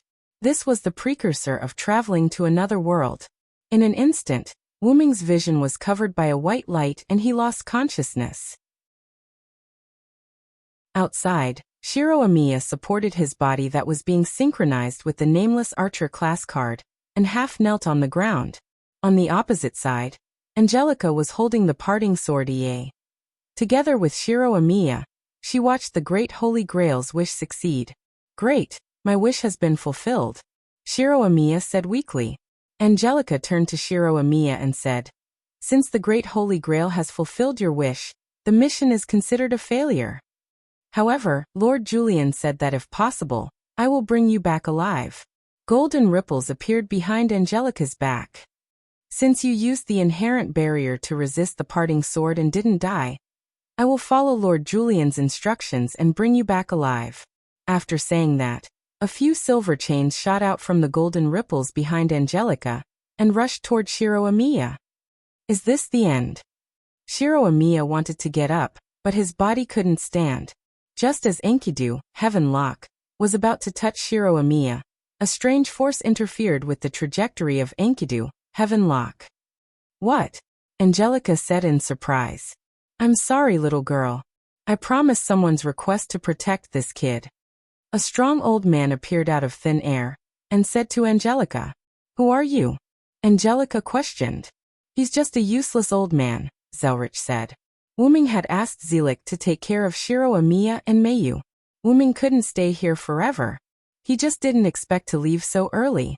This was also why Wuming wasn't worried about Shiro Amiya. "Then I'll take this kid away first." After saying that, a special wave appeared around Zelik. Shiro Amiya and Zelik disappeared from Angelica's sight.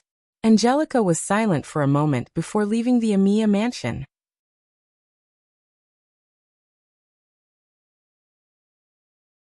Chapter 126. Not knowing how long it took, Wuming woke up. What's the situation? Wuming found that his body disappeared at this moment. Only his consciousness was left. Wuming turned into a card, and it was the most familiar existence to Wuming. I became a class card. Yes, Wuming became a class card at this moment. Because of the Holy Grail and the class card, Wuming was affected by the class card in the Holy Grail, and his magical power was compressed and transformed into a caster class card by this true universal wishing machine. Wuming could clearly feel that he was now in a mirror-like space similar to an inherent enchantment. This mirror-like space was the same as the outside world, except that there was no life. Everything else was exactly the same. It turned into a golden card that floated in a quiet and uninhabited place, emitting a few sounds. Although it's a bit different, the scene here seems to be Winterwood City. As a place where he lived for 5 years, even if some buildings or terrain changed, Wuming could clearly recognize that this was indeed Winterwood City. The card floated to a tree and lay down quietly. This should be the mirror world of another parallel world. If I'm not an exception, then the other 7 class cards should also be in such a space. Wuming reasoned. This can ensure that no one will get a class card and use it indiscriminately. I just don't know how Mayu is doing. Shiro Amiya, Zelik should have saved him. Zelik shouldn't go back on his words probably. Subsequently, Wuming began to explore his current state. Wuming found that he should be able to materialize. Wuming began to try to materialize. Just as Wuming tried to materialize, a magic circle suddenly appeared in the open space in front of Wuming. A white light flashed, and a tomboy appeared in place. Rose-colored short hair and pupils, a black suit, and a tear mole under her left eye. She was wearing a reddish-brown suit, earrings on her ears, black leather gloves on her hands, and a long bag on her back. That's Lune Rune? Wuming saw that there were Lune Runes on the tomboy's earrings and gloves. As the existence who mastered the original 18 Lune, he naturally recognized the appearance of other ordinary Lune Runes. As if someone broke into his territory, Wuming instantly materialized. She looked the same as before, white robe, short blonde hair, golden pupils and dragon horn ornaments on her head. But there was some magic power spreading from her body. Bazette looked at the servant in front of him and frowned. She seems different from the previous servants. After hearing Bazette's words, Wuming spoke. Can you please tell me what's going on here? Let me tell you something. Bazette looked as if he was facing a formidable enemy. He clenched his fists and maintained a fighting posture against Wuming. Please calm down, Mississippi. I don't mean any harm. After hearing Wuming's words again, Bazette thought for a moment, then put down his fists, but his body still maintained a tense state. After all, the other party was a servant. Even if she was an existence that could be communicated with, she couldn't be sure that she was harmless to humans. Please don't worry. If I had attacked you, you would have died without a complete corpse. Wu Ming smiled and said something that made one's hair stand on end. It seems that you are a servant with a powerful real name, but you can't be too sure about that. It's still not certain who will win, Bazette said, unwilling to admit defeat. Oh, is that so? Do you want to fight? Wu Ming was also a person who didn't admit defeat. Since the other party said so, then he would play with her.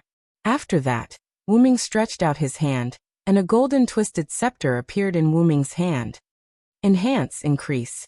As the spell was recited, a large number of giant flames, giant magic bullets, giant ice blades, giant water guns, and other giant elemental attacks burst out toward Bazette. Bazette quickly moved, his hands with black gloves clenched. As the spell was recited, Bazette's gloves lit up with the light of Lune magic. He frequently used fighting skills, and the elemental attacks launched by Wu Ming were scattered by Bazette one by one. A green vine broke out from the ground under Bazette's feet, and quickly wrapped around Bazette's legs. Bazette's face froze, his feet shook, and found that the vine was not broken. He immediately hit the vine with both hands. The vine was broken, and Bazette rushed toward Wu Ming. Wu Ming smiled, and his scepter flashed. Bazette punched Wu Ming, and like passing through a phantom, Bazette went through Wu Ming. A phantom? Was it just now, or from the beginning? Bazette thought. Then several Wu Ming appeared around Bazette, and with a wave of his scepter, 4 huge elemental spirits appeared. Summon primal 4 elemental mental. The 4 elemental spirits of earth, water, fire, and wind roared around Bazette. Bazette frowned. This guy, is he caster? And these magic tricks that I have never heard of, are they kamikaze's magic? Huge rocks, surging water, exploding flames, and fierce gales all attacked Bazette. Lune runes were used by Bazette to resist the 4 powerful magic attacks. Wu Ming drew a rune with one hand, and several Lune runes appeared, and Bazette's Lune runes were instantly ineffective. What? Bazette cried out in surprise. Although his Lune magic was not the best, he was still a top-notch talent in using Lune magic. But the opponent could break his Lune magic in an instant. It seems that the opponent also mastered Lune runes. Maybe it's the original 18 Lune. That was Bazette's last thought before he lost consciousness. Wu Ming removed the 4 elemental spirits and looked at Bazette, who fainted on the ground. Young people just can't take a beating, Wu Ming said with the look of an otherworldly expert. Then he began to study the magic that the opponent used when he came here. Collis, have you analyzed what magic the opponent used? The dragon horn on Wu Ming's head made a sound. The analysis is complete. The cold voice continued. A specific space transfer technique, specifically used for space transfer in the mirror world.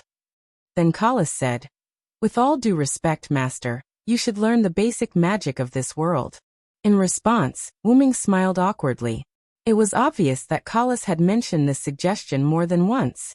The only magic that Wu Ming mastered in the model moon world was the Lune magic, and the Yggdrasil, world tree, system magic from another world. Compared to this kind of magic that leaned towards auxiliary analysis, Wu Ming was better at combat magic. This was also the reason why magicians in the type moon world were called magicians, because they basically studied the mysterious existence of magic. Only people like Jie, who was his master in the 14 Horsemen War, were called magicians. Magicians were magicians who used magic as props, and were usually looked down upon by other magicians. Mama, don't I have you, Collis? Wu Ming smiled. Collis sighed as if she had heard Wu Ming say the same answer many times. I really don't know if this is my honor or my failure.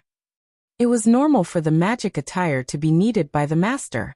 If the master no longer needed the magic attire, it meant that the magic attire was useless to the master, and was a waste. From the perspective of the magic attire, Collis hoped that Wu Ming would use her. From the perspective of a family, Collis hoped that Wu Ming could become able to explain everything without relying on Collis. This was also why Collis didn't know if she was honored or failed. Anyway, let's go out first.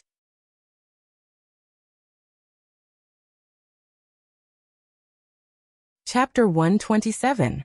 Wu Ming relied on the data provided by Collis to teleport, and successfully left the mirror world. The moment Wu Ming came out, the mirror world collapsed. Of course, Wuming also brought Bazette out. After all, Wuming still needed this local magician from this world to be his guide to ask for directions. It seems that this mirror world relies on my power to maintain its existence, Wuming said. According to the analysis of the mirror world's collapse, the mirror world exists because of the existence of the job class card. Because Master left, the job class card's mirror world directly collapsed. After listening to Kala's explanation, Wuming looked around. This was a forest. There was an empty space in the middle of the forest, which was the same as the mirror world Wuming was in.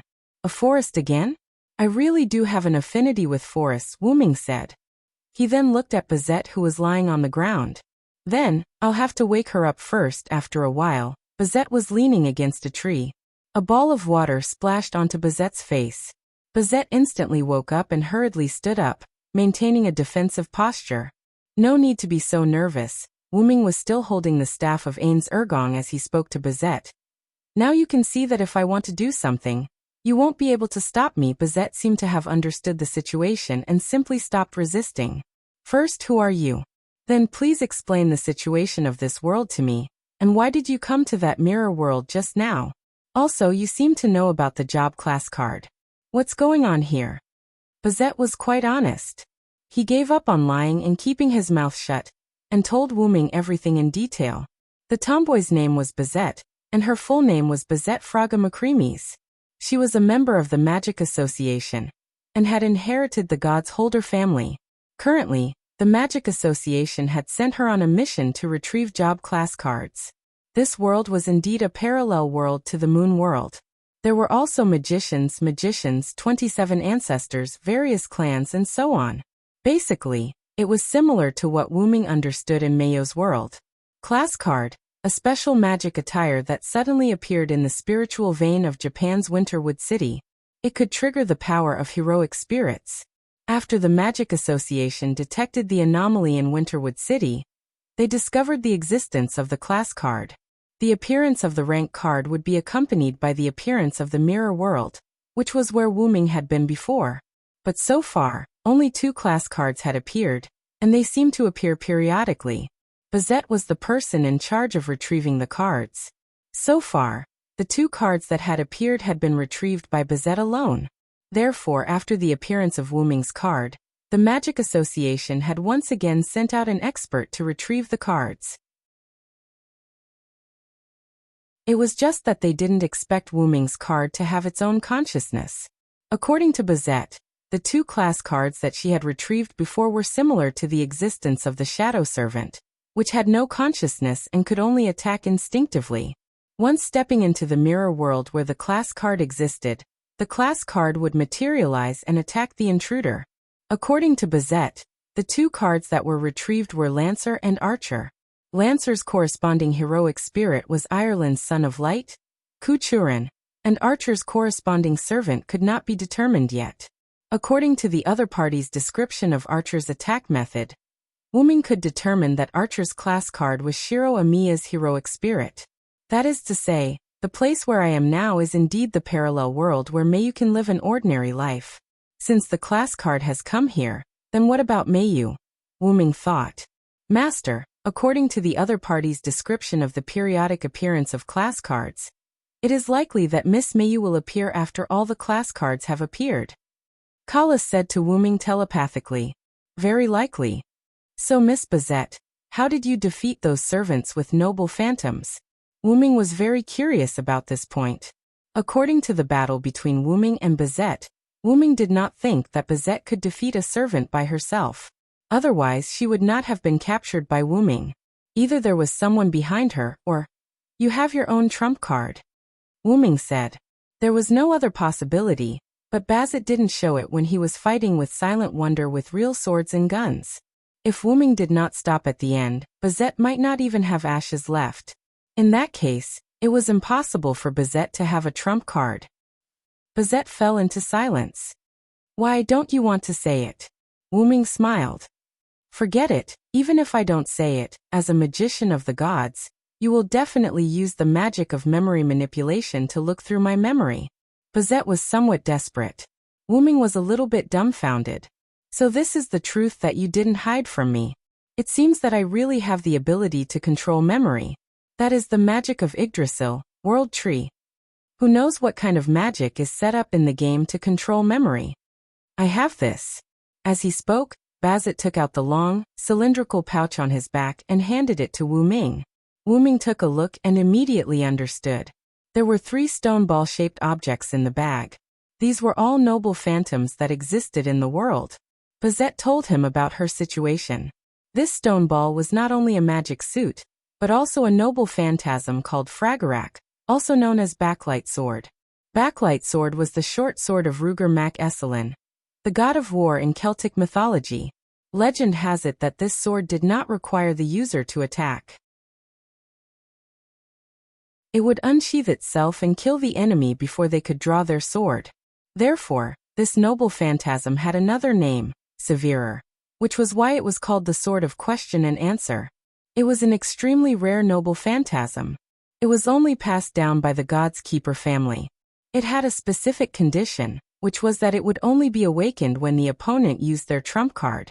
According to legend, Backlight Sword would hit the opponent first after it was activated. It was a powerful noble phantasm that attacked later. Its normal form was a sphere, which was carried by Bazet everywhere. The production method was for Bazet to drip his own God's Keeper blood on the ore, and place it in the basement for a month with a secret method. According to Bazet, this weapon that was both a noble phantasm and a magic suit could only be made 10 per year. So that's how it is. Is this the God's Keeper clan? Because I didn't feel that you were using your trump card. Backlight Sword could not be awakened and I couldn't use it. Even if I used it forcefully, it could only be used as a powerful magic bullet. Bazet looked at Wu Ming deeply. He was indeed a god magician to be able to knock her unconscious without using his trump card.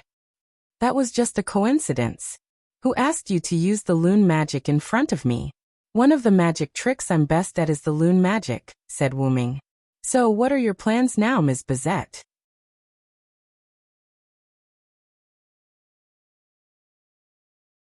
Chapter 128. If you want to let me go, you don't have to say that. Bazet said calmly. Wu Ming smiled and said, well, I'll let you go, but you're not allowed to report my existence to the higher-ups. Bazet frowned and then said, I'm here to perform the task of recovering the rank card. If I don't report your existence, then what about your rank card? Regarding this point, Wu Ming had long thought of it. Create green item, advanced item creation. Wu Ming took a card with nothing printed on it and handed it to Bazet. Then Wu Ming said, you tell those higher-ups that the heroic spirit power inside the rank card went berserk and self-destructed. After the explosion, only this rank card was left. Bazet looked at the rank card and put it away. Although this reason is barely passable, what about the self-destruct? For Bazet's question, Wu Ming replied, leave it to me, you don't have to worry about it. After discussing the matter, Bazet left directly. Wu Ming used fly and floated to the sky. Black hole. The ground where the mirror world was previously located was smashed and sucked in by the black hole used by Wu Ming, leaving a large pit in place. Of course, Wu Ming didn't want to cause any panic. After all, Wu Ming didn't want to cause any panic. Then Wu Ming left directly. Bazet had returned. She had already set up a barrier around the forest for idle people to disperse. Before ensuring that the crater was repaired, ordinary people would not be able to enter. Bazet looked at her shriveled long cloth bag. The backlight sword in it was taken away by Wu Ming. But in exchange, Wu Ming took out an engraved stone, which was engraved with a rune second only to the 18 primordial rune. It's not a loss, and it seems like the other party is easy to talk to. However, we still have to find out the other party's real name. Golden hair and golden eyes. I remember that it's similar to Mesopotamia's mythological system. I'll start looking for it when I get back. After saying that, Bazet left again.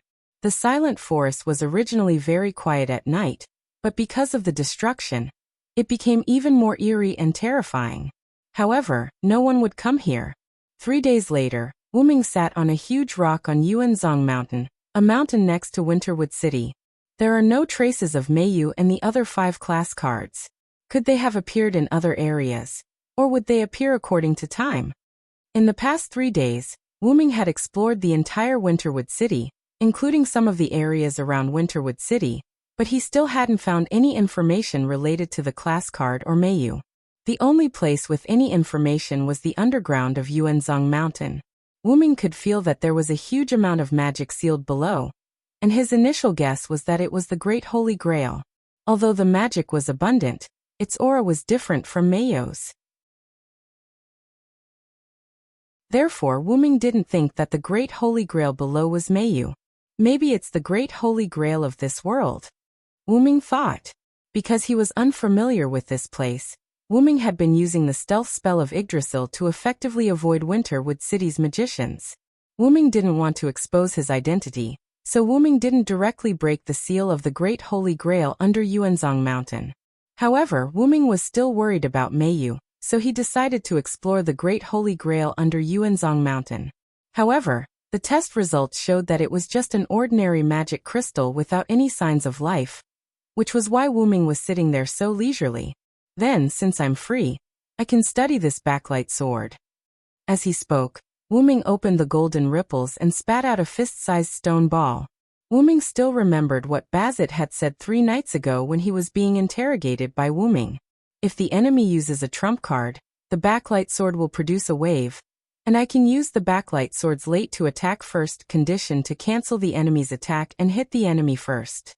But if the enemy doesn't use a trump card, the backlight sword won't be effective, and can only be used as an ordinary C or D grade magic bullet relic. Coincidentally, Ming did not think that using the Yggdrasil World Tree spell was a trump card. It was just a simple spell, so it could not cause Bazit's backlight sword to be activated. Moreover, other than the backlight sword and combat skills, Bazit was only good at Lune magic. That was why Ming was able to break Bazit's Lune magic in an instant and hit Bazit's head, knocking him unconscious. Of course, Bazit still knew basic magic such as dispelling idle people. Ming picked up the stone orb, and his mana seeped into the stone orb as he observed it. Kalis, provide assistance. Yes, master. As soon as Ming's voice fell, a gush of mana emerged from his body and attached to the stone ball.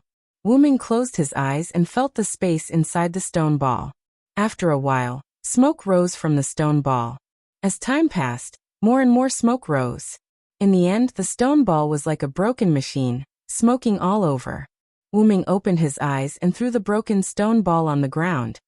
As expected of a late start but early start relic, a relic passed down from the god's generation to the present. Ming relied on Kalis' help to study the knowledge of reversing causality in the stone ball. Ming found that causality was not that easy to understand, so after completely destroying the backlight sword, he gave up on studying it. The backlight sword, as the name suggested, was a sword that reversed time, the divine sword of the sun god Luge. I'm really curious about the relationship between the Gods Holder family and those gods.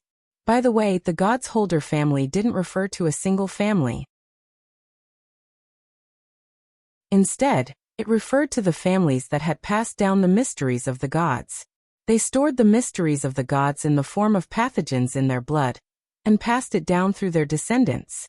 Moreover, the mysteries passed down by the gods' generation differed greatly. For example, the backlight sword that Bazit was able to create, the Fragarak of the war god, was only passed down the method to create it, not the relic itself. By dripping blood on a special ore and placing it in a basement for a month, the backlight sword would automatically be created. But even with such simple conditions, it was possible to create a relic that could even kill a servant for a human to use. Forget it, this is giving me a headache. Let's not think about this for now. I have to find a place to stay. After all, he did not know when the other class cards in Mayu would appear, so he had to find a place to stay first.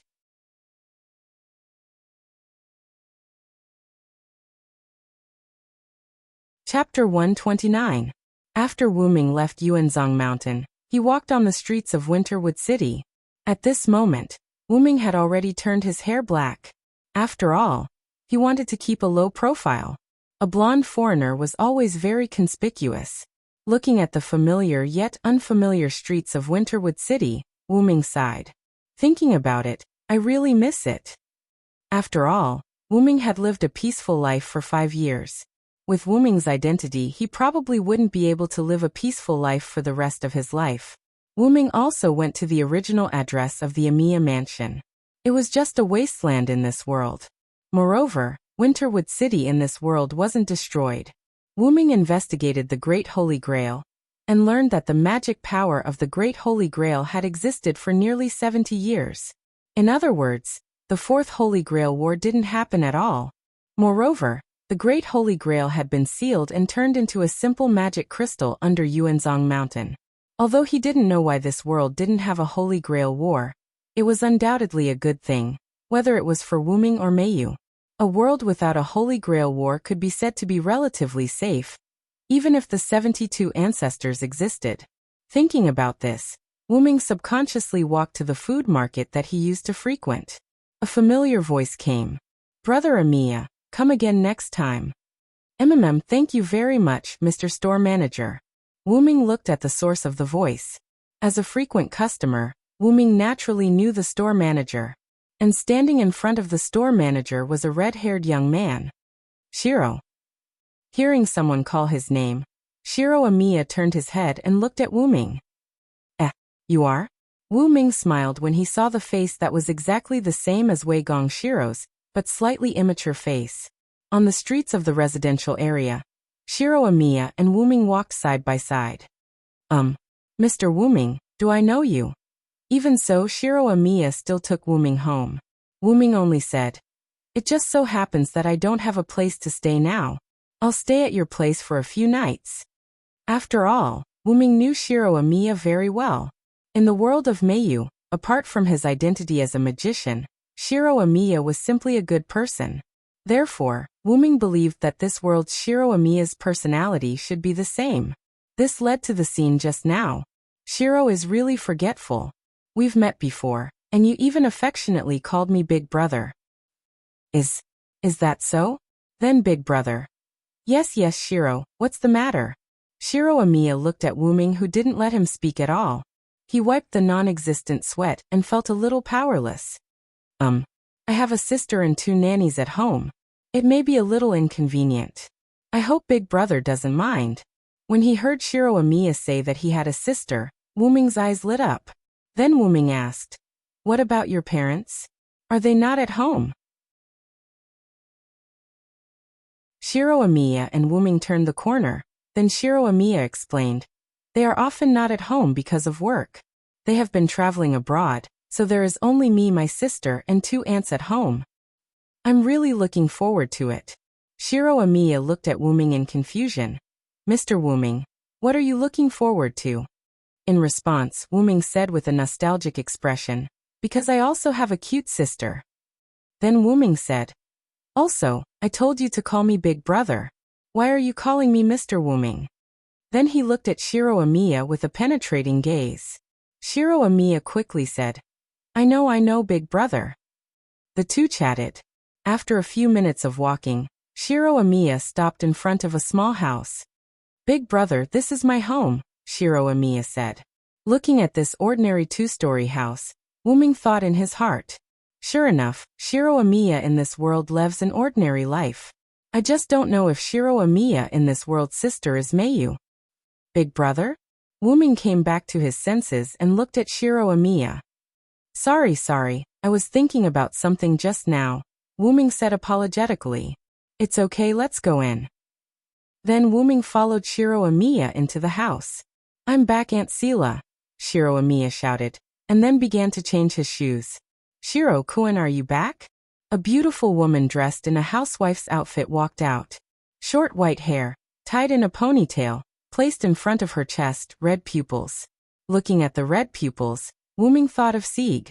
According to Wuming's understanding, Sieg was made according to the androids of the House of Einstein Barons. It seems that this world is not so ordinary. Wuming thought. This is... Sela saw Wuming standing behind Shiro Emiya and asked in confusion. "Nice to meet you, beautiful lady. I'm Shiro's brother when he was a child," Wuming said gracefully. "Shiro-kun's brother? How come I've never heard of this?" Sela pointed her finger to her cheek, looking very puzzled. In short, my brother is going to stay in our house for a few days. Sorry to trouble you, Aunt Sela. Shiro Amiya quickly helped Wuming to smooth things over. Since Shiro has said so, well, I'll go and tidy up the room. After that, Sela walked into the room. It's really strange. Logically speaking, Aunt Sela shouldn't have agreed so easily. Wei Gongshi scratched his head and said with some doubt. Well, maybe I'm more polite. Wuming said with a smile. In fact, Wuming used magic similar to mental interference to slightly influence Sela and make her feel that this matter is normal. Shiro Amiya said, Brother. With a voice like an oriole, a young figure ran over from the living room. A child with red eyes, white skin, and long silver-white hair ran over. She was wearing a one-piece dress. Isn't that Mayu? Wuming saw the child and there was a slight disappointment in his eyes. Ilya, I'm back, Shiro Amiya said to Ilya. Well, welcome back, brother, Ilya said cutely. This big brother is? Ilya looked at Wuming and asked Shiro Amiya. Shiro Amiya told Ilya what Wuming said before. Ilya, who was still an elementary school student, didn't think too much about it. In addition, with Wuming's mental interference, Ilya didn't care. Hello, big brother. I'm Ilya Phil von Einstein Baron. Sure enough, it's the House of Einstein Barons. Seeing Wuming not speak, Shiro Amiya thought that Wuming was wondering why his surname was not the same as Ilya's. Then he explained, Brother, because I was adopted by Ilya's parents. I followed Ilya's father's surname Amiya. Wuming smiled. There's no need to explain. I just thought of my sister. I haven't seen her for a while and miss her a little. Does big brother also have a sister? Ilya asked.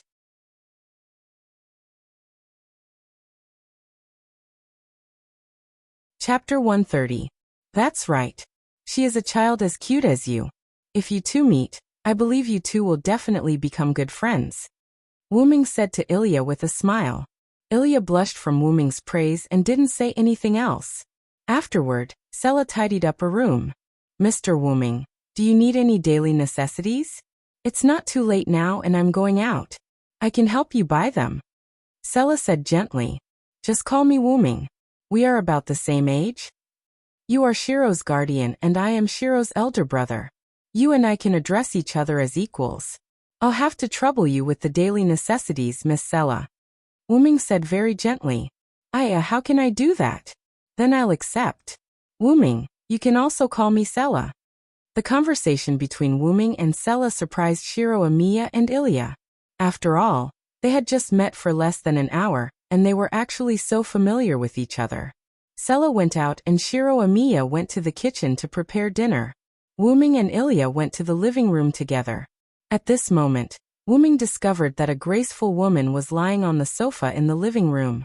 Her silver-white hair was lazily draped over her shoulders, and her red pupils were bored to death watching TV. Her upper body was wearing a loose short-sleeved top that exposed her back and shoulders. Her voluptuous breasts were on the verge of popping out. Her lower body was only wearing a pair of denim shorts, and her white thighs were exposed to the air. Big sister Liz, a guest is here. Ilya reminded. After all, she also discovered that her big sister Liz's clothes were a bit revealing. Oh, it's Ilya. What's wrong? Liz said without turning her head, not caring that her spring scenery was seen by Wuming.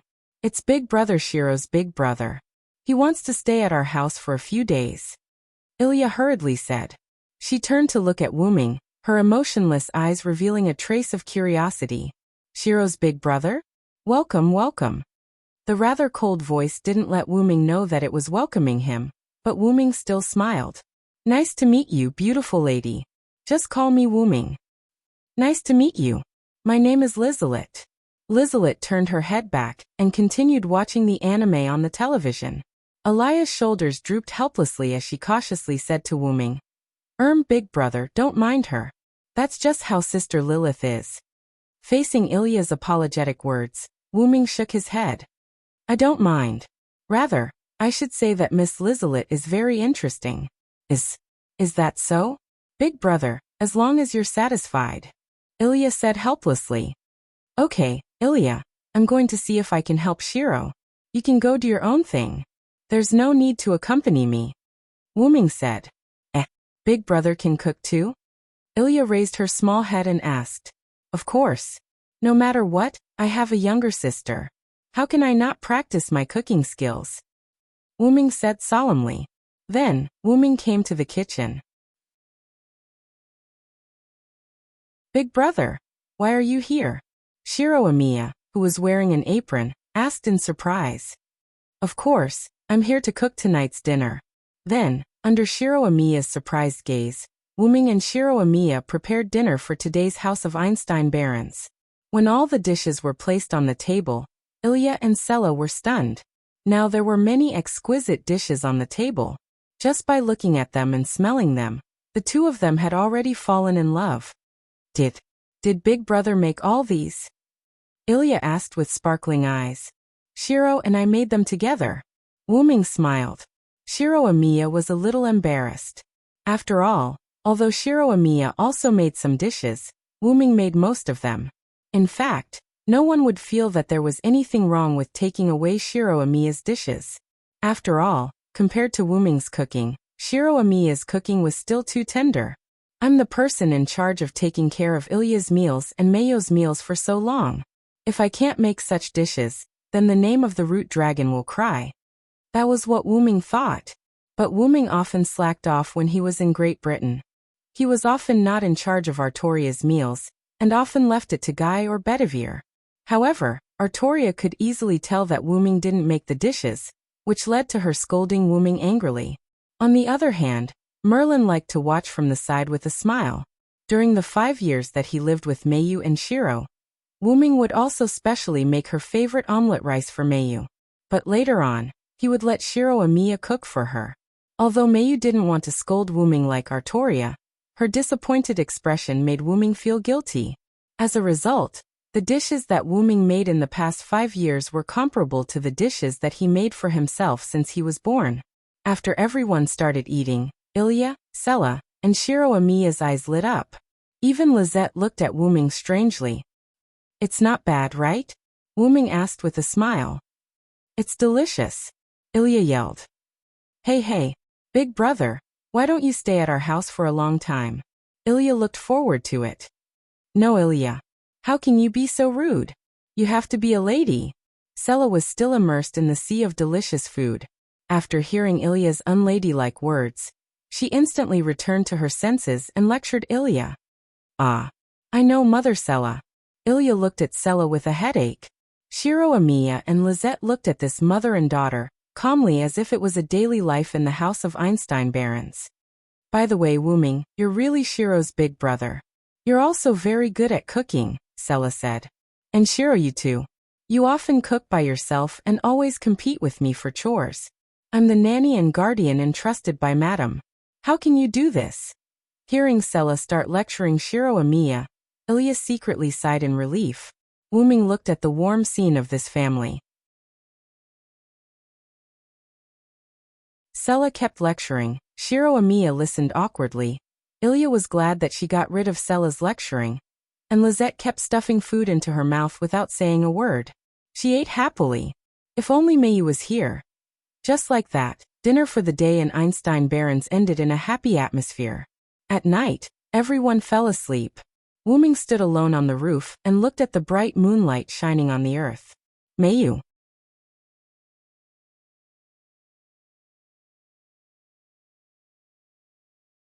Chapter 131. It had been some time since Wuming stayed at Ilya's house. On a certain weekend morning, Wuming brought the last portion of breakfast to the table. I'm going to eat, everyone said in unison, and then they began their journey of food. By the way, I've found a place to stay in Winterwood City. I might move out tomorrow, Wuming suddenly said. There was silence at the table. Sella was the first to speak. I almost forgot. Wuming is clearly staying at our house. I completely treat Wuming as a member of our family. Shiro Amiya and Lizette both looked at Wuming without saying anything. Big brother, are you really leaving? Ilya looked pitifully at Wuming. During the time he lived with Ilya and the others, Wuming had already conquered the 4 people of the House of Einstein Barons with his temperament, smile, personality, and other aspects. Especially Ilya. Because Wuming had a younger sister, Wuming was especially attractive to children, especially children of Ilya's age. He could win the hearts of children. To Ilya, Wuming is not only her older brother's big brother, but also her older brother. This person understands her thoughts, knows how to please her, is incomparably calm, treats everything with a sincere smile, cooks delicious food, and dotes on her even more than her adopted brother, Shiro Amiya. Ilya also forgot the fact that Wuming is only staying at their house. Wuming wanted to laugh at this matter that made everyone frown. I'm just not staying at this house. I didn't say that I won't come back in the future. After Wuming said this, everyone realized that Wuming said that he had found a place to stay in Winterwood City, and didn't say that he was leaving. When everyone heard that Wuming wasn't staying here, they ignored what Wuming had said. Seeing that everyone was obviously relieved, Wuming smiled and said, I will come often, don't worry. Hey, big brother, can we go to your house and take a look? Ilya asked. Sela also said, Yes, Wuming, you don't know anyone in Winterwood City. Even if you move into a new house, no one will celebrate. We can help you tidy up the house and celebrate. Seeing Shiro Amiya and Lizette nodding, Wuming looked at Sela and Ilya's expectant eyes and smiled. All right then. Yeah, that's great. Ilya jumped up in excitement. Ilya, be a lady, be a lady. Ah yes, I know, Mama Sela. Everyone was once again amused by this common scene. On the edge of Winterwood City, which was originally a wasteland, a huge Japanese-style mansion appeared here. Ilya, Sela, Lizette, and Shiro looked at this scene with a dumbfounded expression. So amazing. When did such a building appear on the edge of Winterwood City? This is too big, everyone exclaimed. To the stunned crowd, Wuming opened the door of the mansion and said, So, are you still going to help me clean my room? Sela heard Wuming's teasing tone and immediately said, Of course, I'm the head maid of the House of Einstein Barons. Such a small house can't stump me. As he spoke, he strode in with large strides. Mama Sela, don't tell me you really want to clean Big Brother's house. Ilya complained. With Aunt Sela's personality, she might really do that. Shiro Amiya wiped his cold sweat and smiled awkwardly. Lizette didn't say anything and walked in directly. Shiro Amiya and Ilya, who were worried about the two of them, also hurriedly walked in. Wuming wasn't in a hurry to go in. Wuming looked at this familiar house, and Wuming recalled the Amiya mansion in the other world. This Japanese-style mansion, which was somewhat similar to the Amiya mansion, was made by Wuming based on the Amiya mansion. Position creation. Yexei's a magician, he could create a terrain that was advantageous to him in a short time. As long as there were materials, he could even create a shrine that had been worshipped before. Wuming used his ability as a caste to build this mansion on the first night he stayed at Ilya's house. It was Wuming's magic workshop. Because he was afraid of trouble, Wuming had set up a spiritual interference type enchantment to create the illusion that a house was being built here for the passers-by. After estimating that it was about time, Wuming removed the barrier. However, in the eyes of ordinary people, this was a mansion that had been built for a long time. This place was originally the address of the Amiya mansion in the other world. At this moment, Wuming continued to use this address. If Mayu comes to this world, then I'll build a home for her, Wuming said. The two words Shivayu were written on the doorplate next to the mansion's entrance. Wuming had reported his name as Shivayu Wuming. Although Ilya and the others felt that it was a little strange, they still accepted it. After all, following the surname Amiya was a little special. Then, Wuming walked into the Shivayu mansion. In the courtyard, Ilya and the others were shocked. As expected, big brother, you're very rich, Ilya suddenly asked. It's okay, but money is just a number to me. This was what Wuming, who had saved some gold bars in the other world, said. Moreover, Wuming didn't spend any money on this mansion. It was a magic workshop that was completely created out of thin air. Wuming had already solved the problems of the house deed and land deed with magic. Of course, the money that should be spent was still spent. I really couldn't tell. Is Wuming-kun so rich? Then how did you end up staying at our house? Sela asked in confusion. Wuming smiled in response. If it weren't for this, I wouldn't have known you. Well, that's true. Let's help Wuming-kun tidy up the house first. It must be very troublesome to tidy up such a big house. If we don't hurry, we won't be able to make it in time for dinner tonight, Sela said. Then she began to tidy up the room with Ilya, Lizette, and Shiro Amiya. Wuming also helped from the side. In fact, Wuming brought the four to his house to test them. After all, whether it was Shiro Amiya or Ilya, the four of them all had excellent magic circuits. Now, it seemed that the four of them were really living as ordinary people. Soon, the five of them finished tidying up Wuming's mansion.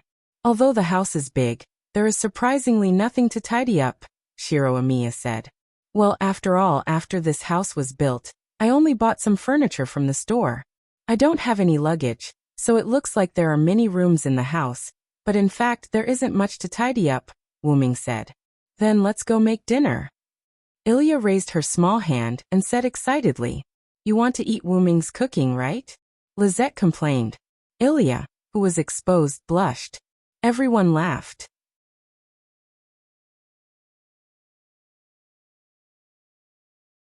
Chapter 132. In the Shoyu mansion, Wuming was the head chef, Shiro Amiya and Sela acted as assistants. A perfect and sumptuous meal appeared on the table. Ilya couldn't wait to pick up a piece of meat, and then had a look of enjoyment on her face. Big brother's cooking is as delicious as always. Wuming picked up vegetables and put them in Ilya's bowl. Then he smiled and said, Eat more if it's delicious. After all, you won't be able to eat my cooking every day in the future. After hearing Wuming's words, Ilya had a gloomy expression. Really, if only Big Brother was a member of our family. Shiro Amiya and Sela also nodded. As if thinking of something, a sly glint flashed in her vermilion eyes. Then she pretended to casually say, If only Wuming and Sela could get married. Sela was like a cat whose hair stood on end. What are you talking about, Lizette? How is it possible to get married? Looking at the blushing Sela, the corner of Lizette's mouth curved up slightly. But Sela, aren't you already at the age of marriage? It just so happens that Shiro's big brother is about the same age as you. He's young, rich, gentle, and considerate. He can take care of the house and cook. His cooking is enough to support you. Don't miss this opportunity. After hearing Sela's words, Shiro Amiya and the blushing Ilya also reacted. Young, handsome, gentle, considerate, and elegant. He has such a big house and doesn't lack money. Most importantly, he can cook well. So Big Brother is this outstanding. That was the thought of the two at this moment. Even Sela, who was blushing and stuttering, had a hesitant expression. She looked at Wuming with uncertain eyes. This made Wuming feel a little awkward. Wuming knew himself well. Although his current personality wasn't bad, it was still somewhat different from Wuming's original personality. After all, the current Hyenryong caster's body had such a gentle and considerate character. Even the skills had a bit of favorability bonus. Wuming's original calm, bold, and decisive personality as a problem child could no longer be seen. The point was that Wuming knew that she was joking.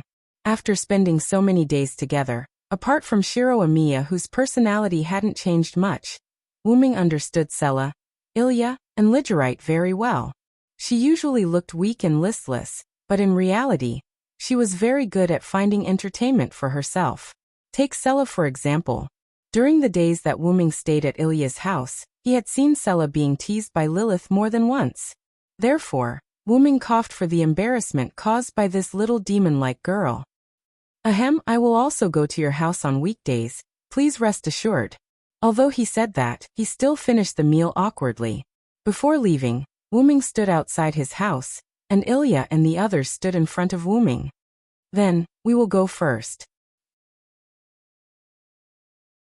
Sela said. Although Sela still blushed when she looked at Wuming at the moment. Well, please be careful on the road, Shiro. As a man, you must protect others. Shiro Amiya smiled and then said to Wuming, Winterwood City is usually very safe. In this regard, Wuming looked at Shiro Amiya with a brother, I am very disappointed look. Shiro Amiya smiled awkwardly. Big brother, you have to come often. Ilya looked at Wuming expectantly. Wuming squatted down, touched Ilya's head and said, I will. Watching the four figures disappear into the distance, Wuming didn't prepare to return to the house until the four figures disappeared around the corner. At this moment, a magical fluctuation came. Wuming didn't stay idle these days. He went out in the name of work and set up some detection-type enchantments in Winterwood City, which were specially set up to detect magical fluctuations. Among the tactics that Wu Ming had set up, the only thing that could cause a fluctuation was a class card. Did it appear? Class cards. Wu Ming jumped onto the roof and went to the place where the class cards were. On the other half of the Winterwood Bridge, Wu Ming walked over. Wu Ming walked to a place and looked for the center of the mirror world. Is it here, Kalas? Wu Ming stood on a flat ground and said to Kalas, Yes, master, you can now teleport to the mirror world through a special spell. The golden green dragon horn headdress appeared. Well, let's get started. Then, a special magic circle appeared under Wu Ming's feet. The magic array spun and changed continuously. Suddenly, a flash of light appeared, and silent wonder disappeared from where he stood. At this moment, Wu Ming had entered the mirror world. Almost after a few minutes, a spell reappeared in the same place. Wu Ming appeared in the same place with a light. There was no change, no embarrassment, but he was holding a card in his hand. The mysterious old man was wearing a hooded robe, with a white beard to his waist, holding a staff and a magic book. This was the same caster class card as Wu Ming. Wu Ming looked at the caster class card and said, Sure enough, this is indeed the class card I encountered in another world. After Wu Ming entered the mirror world, he met a purple-haired woman wearing a magic robe and holding a magic wand. At a glance, Wu Ming could tell that the other party's uniform was the same as the heroic spirit state that Atlam had used that day. In order to find out the other party's real name, Wu Ming deliberately entangled with the other party for a while. Wu Ming was not afraid of the other party's trump card. Wu Ming had already taken out his mythical Yggdrasil. As the same level of existence as Gibalg, although Wu Ming's mythical Yggdrasil didn't have the effect of the heart attack, as an army-level noble phantasm, caster, who didn't even have a magic workshop, was nothing to be afraid of. Yes, after the appearance of the caster class card, Wu Ming came here for the first time. Caster in the mirror world didn't even have time to prepare a magic workshop. Wu Ming directly found him. After releasing a lot of kamikaze magic, Caster was forced by Wu Ming to take out his noble phantasm. After Wu Ming revealed his real name, Wu Ming easily defeated Caster. So that's how it is, no wonder you can use so many kamikaze magic. You deserve to be the legendary traitor Demetrius. Yes, the real name of Wu Ming's card was Demetrius, the one who was once feared and pitiful.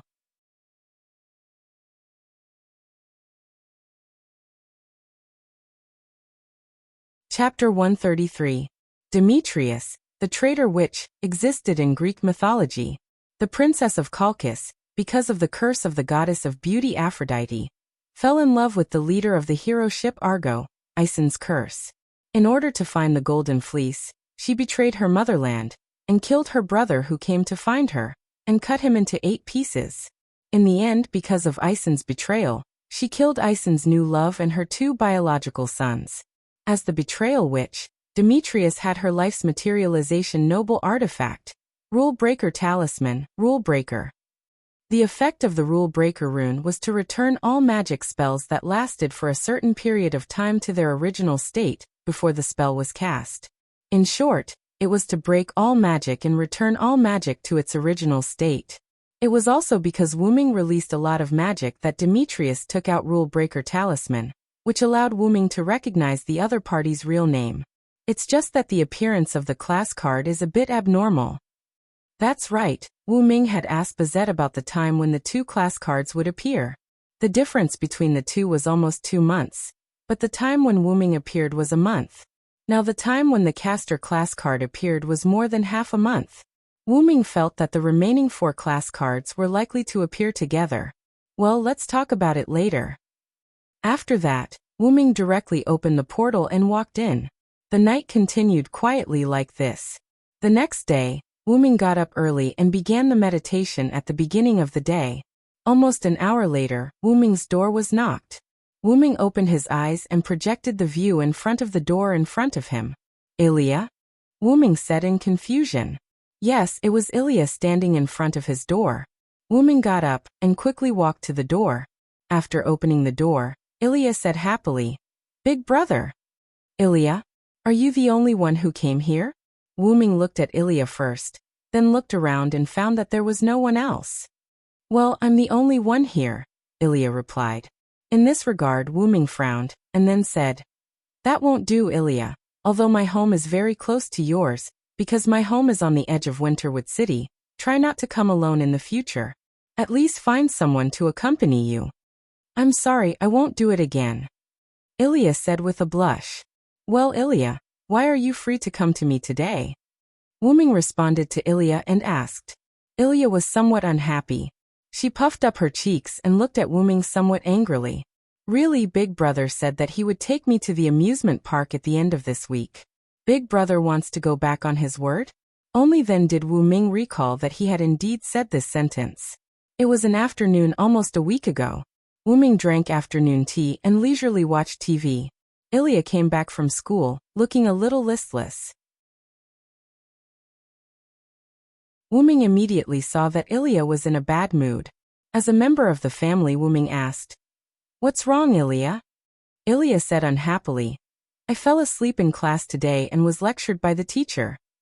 Wuming recalled that last night, he and Ilya were playing with the high-level jigsaw puzzle that he had just bought. There were a total of 20,000 jigsaw puzzles. With Wuming's wisdom and Ilya's hard work, the two finally finished the jigsaw puzzle around 12 o'clock. Because Wuming wanted to deliberately hide his inhuman characteristics, he did not put much effort into the jigsaw puzzle. These jigsaw puzzles were basically put together by Wuming, who kept reminding Ilya. This led to Ilya's lack of energy, and also led to Ilya being reprimanded by the teacher, so when she returned home, she looked unhappy. Sorry, it's all my fault. How about this? I'll invite Ilya to play at the amusement park next weekend. How about it? Wuming quickly said with an apologetic smile. Really? Long live Big Brother. Ilya happily hugged Wuming and shouted. This loud voice attracted the attention of Sela, who had the goal of cultivating Ilya into a virtuous lady. Ilya, don't be so loud at home. Be a virtuous lady, understand? Sela ran out of the kitchen and began lecturing Ilya without changing her clothes. Although it was called lecturing, in fact she was gently advising. This was different from Shiro Amiya. When dealing with Shiro Amiya, Sela was as strict as possible, making Shiro Amiya extremely embarrassed. After regaining his senses, Wuming said, Sorry, Ilya, I forgot about it because of work. Really? How could you forget? I've been looking forward to going to the amusement park alone with Big Brother for a long time. Ilya's face was a little red as she spoke. How about this, Ilya? You sit in my house for a while, how about it? Okay. Ilya was obediently led by Wuming to the edge of the courtyard. Ilya sat on the edge, while Wuming went into the house to prepare. Soon Wuming stood behind Ilya fully armed. Wuming said, Let's go, Ilya. Ilya turned her head and nodded heavily. Okay, let's hurry up and set off. Soon, Wuming brought Ilya to Winterwood City's amusement park, and found that it was not bad. After buying the tickets to the amusement park, Wuming held Ilya's little hand and walked into the amusement park. What do you want to do first, Ilya? Wuming asked Ilya. Ilya pointed at the merry-go-round not far away and said happily, Let's play this first. Then, Ilya pulled Wuming's hand to the side of the merry-go-round and began a day of fun. Wuming and Ilya had played almost all the facilities in the amusement park. They had basically played pirate ships, haunted houses, bumper cars, merry-go-round, Ferris wheels, and so on. Ilya had lunch in the amusement park's restaurant and looked a little dissatisfied. As expected, after getting used to Big Brother's cooking, I can't taste these dishes that were originally delicious, Ilya said as she ate. These dishes are already very delicious. It's not bad to change the taste occasionally, Wuming said from the side. That's right, Big Brother, tell me about your past. Ilya's little face revealed an expectant expression. Past? Let me think about it. Only then did Wuming recall that he could be said to have many adventures now. It was enough to publish a book. In the beginning, there was a young man called Wuming.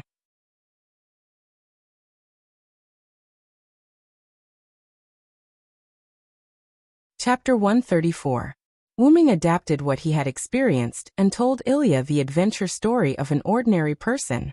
When he finished, it was almost evening. It's already so late. Let's go back, Ilya. Wuming patted Ilya's head. Okay. Ilya and Wuming held hands and walked out of the amusement park together. On the way, Ilya revealed a happy expression. Big brother, your experience is really good, amazing. Big brother, are you an adventurer? Ilya asked. Kind of. I like to travel around. In an instant, Ilya revealed an envious and yearning expression. That's great. Mama Sila doesn't let me do anything exciting. I really envy Big brother. After hearing Ilya's words, Wuming patted Ilya's head and smiled. This is because Sila has to think about your safety. Adventure is not a simple thing. It's full of danger everywhere. That's why I said that you should just be a good primary school student. Ilya, whose head was patted by Wuming, turned her little head unhappily. I know. Seeing Ilya like this, Wuming smiled. If there's a chance next time, I'll take you on an adventure, Ilya. Ilya's expression changed from depressed to expectant. Really? That's great. Ilya hugged Wuming happily. Then while the two chatted, Wuming and Ilya arrived in front of the house of Einstein Barons. At the corner not far in front of the house, a tomboy was looking here. Bazette. Wuming narrowed his eyes. Originally, Wuming wanted to cook dinner at Ilya's house according to her wishes, but Bazette's arrival seemed to indicate that something had happened. Sorry, Ilya. I just remembered that I have something important to do. I can't go to your house. You can go back first. They had clearly arrived at Ilya's doorstep, but Wuming said that he had something to do. However, Ilya wasn't an unreasonable person. In her opinion, since Big Brother said that there was something, then there must be something. And alright then. Goodbye, Big Brother. You must come again next time. After waving goodbye to Ilya, Wuming walked to Bazette's seat.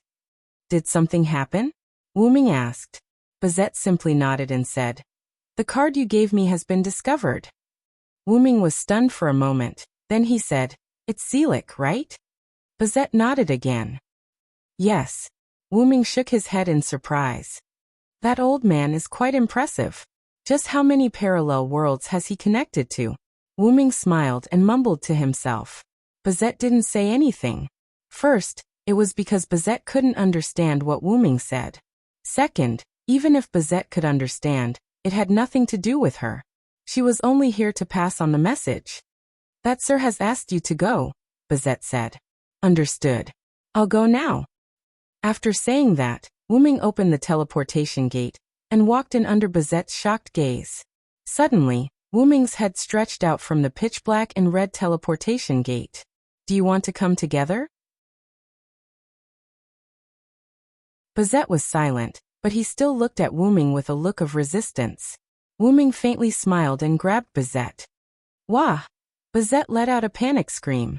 Far away on the other side of the continent, in the upper floor of the clock tower in England, outside Zelika's door, a pitch-black and red teleportation gate appeared. Wuming pulled Bazette's arm and walked out of the teleportation gate. You're really clumsy, Wuming commented. Bazette's face was a little red as he stared fiercely at Wuming. In response to Bazette's stare, Wuming shrugged, and then walked into Zelika's room. Bang! Following the sound of the door closing, only Bazette was left in the hallway. After tidying up his clothes, Bazette left as well. In the room, Wuming walked to the sofa and sat down. Finally, he poured himself a cup of tea. You're really self-conscious, Hyenryong. The old man sitting on the chair in the dim room laughed. It's your face every time. Even if you don't find it annoying, I do. Wuming looked at Zelik with disdain. Ha ha ha. I was a popular man when I was young. Zelik laughed. Wuming understood the old man's character. He couldn't help it. He met him once in every world. He couldn't not understand him. You know what's going on with the class card, right? Zelik said. Well, after all, this is also something that I contributed to. Wuming took a sip of tea and said, Why, Gem Wuming wants to study it. Just in time, I have a caster class card here. Wuming said as he took out a card.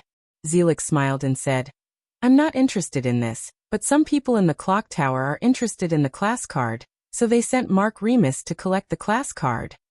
What do you mean? Wu Ming asked. I don't have anything that you want. How about this? I'll give you this, and you stop collecting the class card. Later, Zelik took out a suitcase, which seemed to contain very valuable items because the suitcase was surrounded by various charms. Zelik opened the suitcase and revealed the items inside. This is. Wu Ming was surprised. Inside the suitcase was a clay plate, and the clay plate was full of ancient aura. This is the clay plate excavated from the Two Rivers Basin.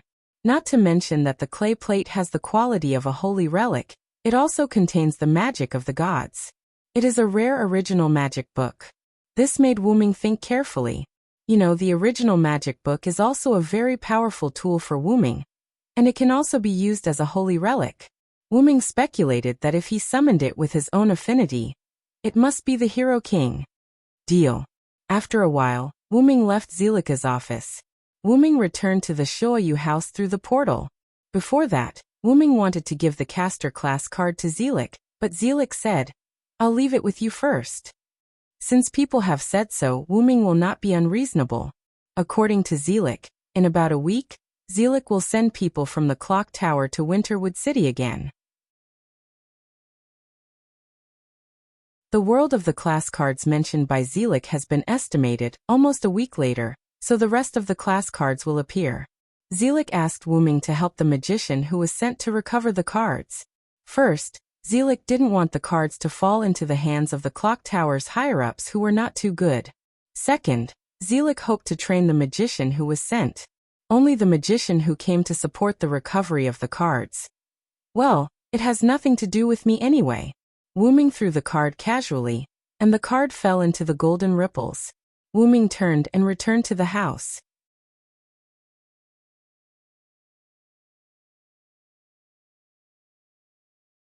Chapter 135.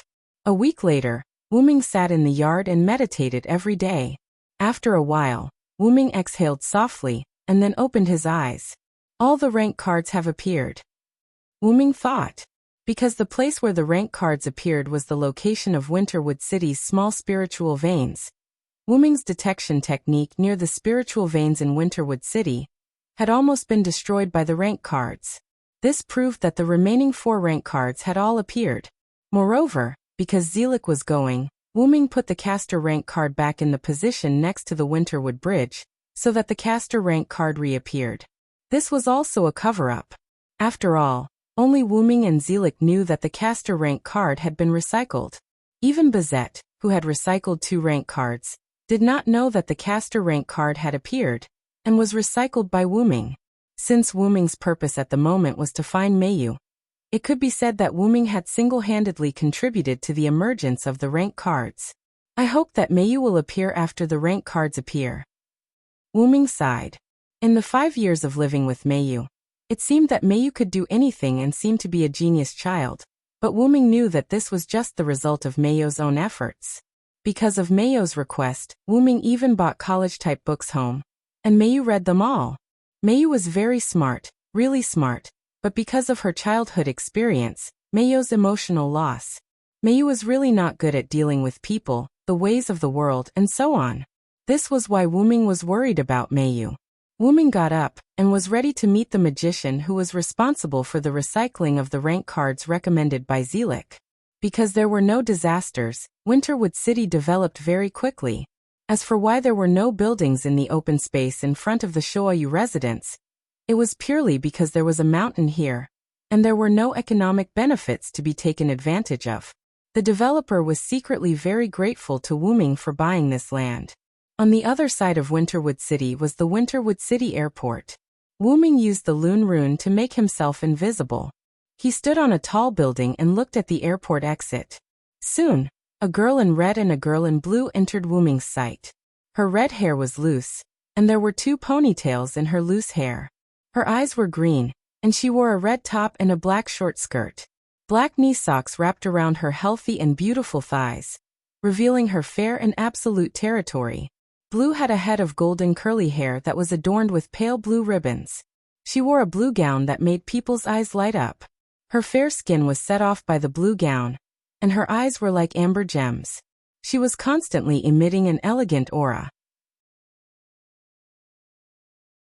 The reason why Wuming believed that this person was the magician who came to recycle the rank cards was because of the lapis lazuli Kalas barrel. Kalas was the most advanced magic dress made by Zelik. With the existence of artificial spirits, Kalas, who sacrificed her attack and focused on assisting, easily felt the existence of her own kind. Master, those two humans have my kind on them. Oh. Kalas, are you saying that they have the magic dress made by Zelik? Wuming said against the wind. Yes, master. Then Wuming looked at the two girls more attentively. To be able to make Zelik take out the most advanced magic dress, Zelik really values these two girls. However, Wuming smiled and continued. It's just that these two don't have a good relationship. Kalas, there's a good show to watch. I don't think there will be a good show. You're still as bad as ever, master. Kalas complained. Well, what's wrong with that? It's a good opportunity to understand their methods. With that, Wuming disappeared through a portal. On the other side, Rin and Osaka and Livia walked side by side on the road, pulling their suitcases. The two of them glared at each other. What a remote place, Rin and Osaka. Livia, who was wearing a blue dress, mocked him elegantly. If you don't like it, you can leave, Livia Sarinta Eiderfelt. Rin and Osaka said fiercely. Oh, I forgot. Barbarians don't fit in here. This time, it was Rin and Osaka's turn to mock. Of course I won't fit in your monkey country. Livia glared. At this moment, a frivolous female voice came from Rin and Osaka's suitcase. Aya, why are you two fighting again? You were at the airport just now, and now you're fighting again. Shut up, Ruby. Rin and Osaka roared. It's all this barbarian's fault. What? You're just a monkey, it's clearly your fault. Livia also roared. The noble aura that the two of them had instantly disappeared, as if they had been beaten back to their original selves. Seriously, you two are going to work together to recover the rank cards. You have to get along well. The voice called Ruby came from Rin and Osaka's suitcase again. My sister is right, Livia-sama.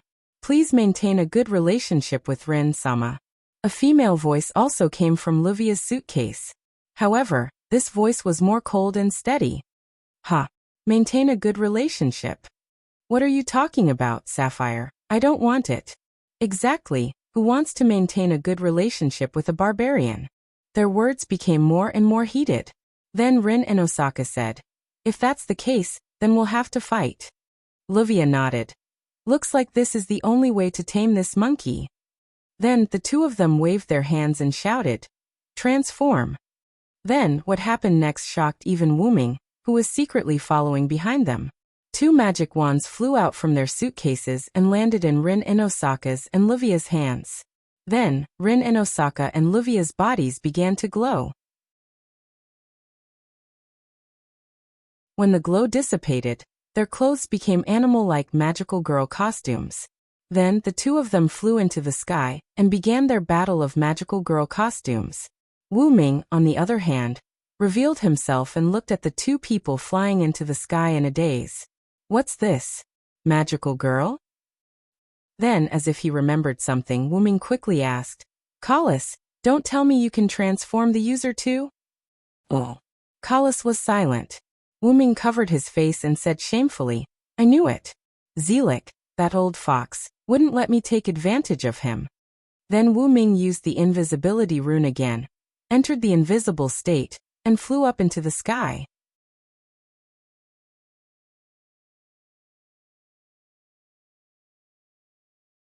Chapter 136.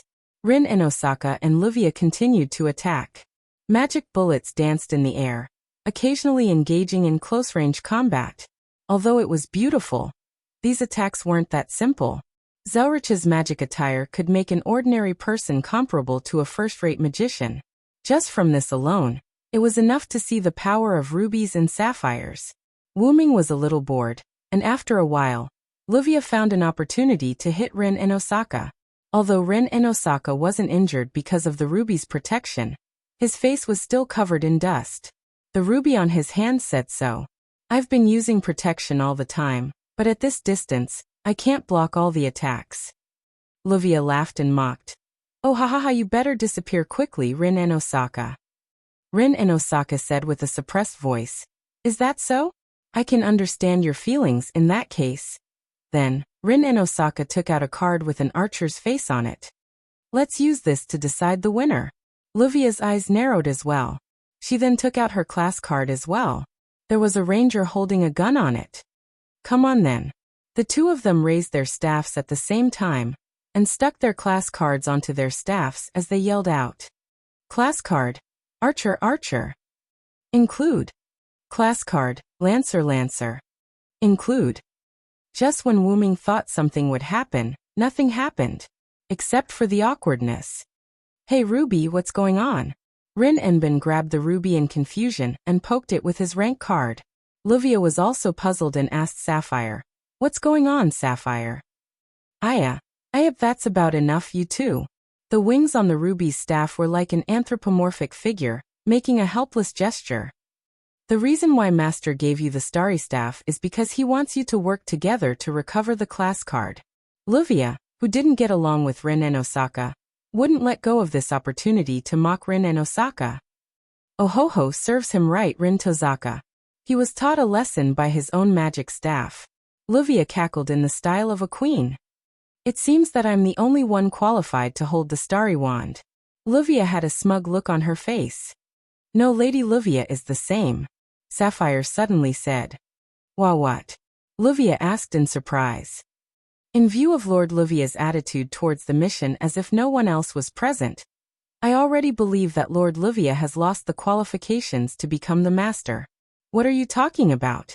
Sapphire. Luvia stared at Sapphire in disbelief. Naturally, Rin and Osaka, who didn't like Luvia, wouldn't let this opportunity slip by. Heh, who was the one who said he was qualified? How interesting. Rin and Osaka mocked. Shut up. Luvia's face was filled with indignation. At this moment, the ruby in Rin Enbin's hand said, Anyway, that's it. Then Ruby and Sapphire pulled the two of them away from their hands. Please forgive us for acting on our own initiative. Please allow us to leave for a while. Ruby and Sapphire said together. Damn it, get back here. A mere wand dares to defy its master. Rin and Osaka said in exasperation. Haha. I'm so sorry, Miss Rin is no longer my master. Ruby made a frivolous sound. You bastard, I'll never let you go, Sapphire. Luvia said in exasperation. I'm so sorry, original master. Oh right. Ruby reminded them. You've already exited your transformation state. If you don't think of a way, you'll fall. Ruby said cheerfully. At this moment, Rin and Osaka and Luvia realized that their clothes had returned to their original state. Wah wah dash. Rin and Osaka and Luvia cried out in pain as they fell. A scream resounded through the sky. Ruby flapped her wings and said, Take care. Then Ruby and Sapphire left. Wu Ming appeared and shook his head with a smile. What a pair of clowns, whether it's the wands or the magician. What do you think, Kalas? Wu Ming asked Kalas. Although it's necessary to determine if the user has the qualifications to be a master, it's too dangerous for the user to deactivate their transformation in the air. Kalas's cold voice sounded. If Kalas thinks that I don't have the qualifications, will she also leave me? Wu Ming asked. No, master. You're Kalas's master for life. This won't change. Kalas replied in an anxious voice. I know. I just wanted to see Kalas's anxious face. After all, you've shown too little of your feelings. Wu Ming smiled. In the past 5 years, Wu Ming had already improved Kalas's favorability. Wu Ming didn't treat Kalas as a tool, but as a life. That's why Kalas was so loyal to Wu Ming. In fact, even if Kalas wanted to leave Wu Ming, it was impossible. The magic costume Kalas had been completely transformed into Wu Ming's noble phantasm. Therefore, the master-servant relationship might be forever. You're still as bad as ever, master. Kalas's cold voice returned. Sorry. Wu Ming smiled. At that time, the residual detection technique Wu Ming set up in Winterwood City worked. Wu Ming was a little excited and flew to that place at a very fast speed. A little girl was walking on the road. Because her clothes were thin, the little girl found a piece of clothes in the garbage on the side of the road. The little girl didn't dislike it, and put it on directly. Looking at the strange and familiar place, the little girl was a little lost. Brother Wuming. Brother Shiro. The little girl couldn't help but think of her two brothers. Although Mayu was sad, she was still strong enough not to cry. After Shiro Amiya made a wish, Mayu had already come to this world when she opened her eyes. Mayu thought about Shiro Amiya's last move. As if he noticed something, Shiro Amiya was a little shocked, and then he reacted. Mayu, my brother asked me to tell you that I'm sorry. We'll be separated for a while. Then, Shiro Amiya directly used the spell on the scroll given by Wuming and made a wish. In Mayo's eyes, Shiro Amiya directly made a wish, then resolutely turned around and left. Mayu, who hadn't figured out what happened, came to this strange world. Mayu. Then an excited voice came.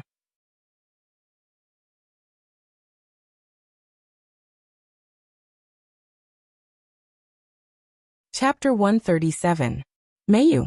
Following an emotional voice, Mayu raised her head. A warm embrace embraced Mayu. Woo. Brother Wuming. Mayu said in disbelief as she raised her head. Mayu, who had always been strong and not shed tears, actually shed tears at this moment. After all, a second ago, they were told to be apart for a while. After preparing herself, they met again in the next second. This was hard for a 10-year-old child to accept. I'm sorry, Mayu, I've made you suffer. Wuming said with some heartache. Then he wiped away Mayu's tears with his hand. It's okay, Brother Wuming still found me in the end. Mayu shook her head. Wuming hugged Mayu tightly with self-reproach. Looking at Mayu's old and smelly coat, Wuming could imagine. A little girl, who had no relatives or friends in this world, appeared on the streets in thin clothes. In order to not let her body feel cold, the little girl dug out old clothes from the trash and put them on. After all, Mayu was a weak little girl. Wuming didn't teach Mayu magic. Firstly, it was to let Mayu have a stable life. Secondly, Mayu didn't like magic. Fortunately, there were no human traffickers in Winterwood City. If Mayu was kidnapped by human traffickers and something happened to her, Wuming might destroy this world. There was no doubt that Wuming could do such a thing. As the origin dragon from the Great Origin, Wuming had the confidence and the determination to destroy everything for Mayu. After all, she was a sister. She was meant to be loved. How could he let his sister suffer? Wuming gently took off Mayu's old clothes and put his clothes on Mayu. Then, Wuming picked up Mayu and said, Let's go, Mayu. Let's go home. Mayu's eyes widened. Home. Yes, a home that only belongs to us. Wuming smiled and nodded. Wuming immediately opened a portal and brought Mayu to the Shoayu residence. Where the two of them were originally standing, a magic wand appeared. The wand lingered on the spot where Wuming was standing. Then, as if it had found something, the magic wand immediately turned and headed in a certain direction. Wuming took a bath with Mayu and gave her a new set of clothes. Then, under Wuming's care, Mayu fell asleep peacefully. Wuming walked out of the room. Looks like Mayu is really tired. She fell asleep as soon as I started telling her the story. Wuming had just started telling Mayu the story when he noticed that Mayu's breathing had stabilized. After testing, Miss Mayu's mental state has gone through ups and downs. It's not strange for her to have this kind of situation. Collis explained. I know. But I'm still worried about Mayu. Wuming sighed and said. Wuming was still blaming himself. If only I didn't go and watch the fight between Rin Tasaka and Livia. If only I had discovered Mayu earlier. If only I didn't find it troublesome to set up an all-around detection tactic in Fuyuki City. Wuming kept blaming himself. After all, when he first saw Mayu, Mayu's expression was something that Wuming would never forget. Shaking his head, Wuming decided not to think about it. After all, Mayu was back. Wuming wouldn't let Mayu suffer anymore. Alright, since it's still early, let's buy some daily necessities and ingredients for Mayu. As he spoke, Wuming walked out of the Shoayu mansion. At this moment, a blue magic staff arrived outside the Shoayu mansion. This is a magic workshop. Who built such a large and powerful magic workshop? Blue Baisher said. We have to go in first. Then Sapphire began to analyze the barriers outside the Shoayu mansion. Because of Mayu's arrival, The Shoyu residence was opened by Wu Ming with 7 major barriers and 21 minor barriers. A total of 28 barriers formed a grand barrier. Even if Blue Baisher had the highest level of magic attire, without an owner, he wouldn't be able to decipher the barrier. Moreover, even if he had an owner, he might not be able to decipher the barrier. However, if Sapphire was given time, she might be able to decipher it. However, there wasn't enough time. Wu Ming hid his presence and hovered in the air, watching Sapphire's every move. As soon as Sapphire arrived near the Shoyu mansion, Wu Ming had already noticed. Because Wu Ming knew that the starry staff meant no harm, Wu Ming didn't stop it. Wu Ming's magic workshop wasn't like other magicians. If it wasn't invaded, it wouldn't be discovered. The magic workshop had already set up a detection tactic in the 1,000 meters surrounding the Shoyu mansion. Under Wu Ming's instructions, Sapphire quickly opened an entrance to the Shoyu mansion. Otherwise, with Sapphire's current condition, it might take a long time to decipher the barrier. Then Sapphire flew in. "Are you looking for Meiyu to be your new owner?" Wu Ming said. Wu Ming thought about it and decided to let Meiyu make the decision. Wu Ming now understood that he couldn't always be by Meiyu's side. Meiyu had to strengthen herself. Even in this peaceful world, Meiyu had to at least be able to protect herself. Wu Ming no longer paid attention to the Shoyu mansion's situation and left. After a while, Wu Ming returned with some purchased items. Wu Ming walked into the house and put down various ingredients and daily necessities. Wu Ming turned his head and looked at Meiyu, who was hiding outside the door. "Don't hide. I found you long ago." Wu Ming had surveillance of every corner of the Shoyu mansion. Even a fly could be found accurately. Of course, that was if the fly could enter. "Brother Wu Ming." Meiyu walked in a little embarrassed. At this moment, Meiyu's clothes had changed drastically. Meiyu held a sapphire wand in her hand.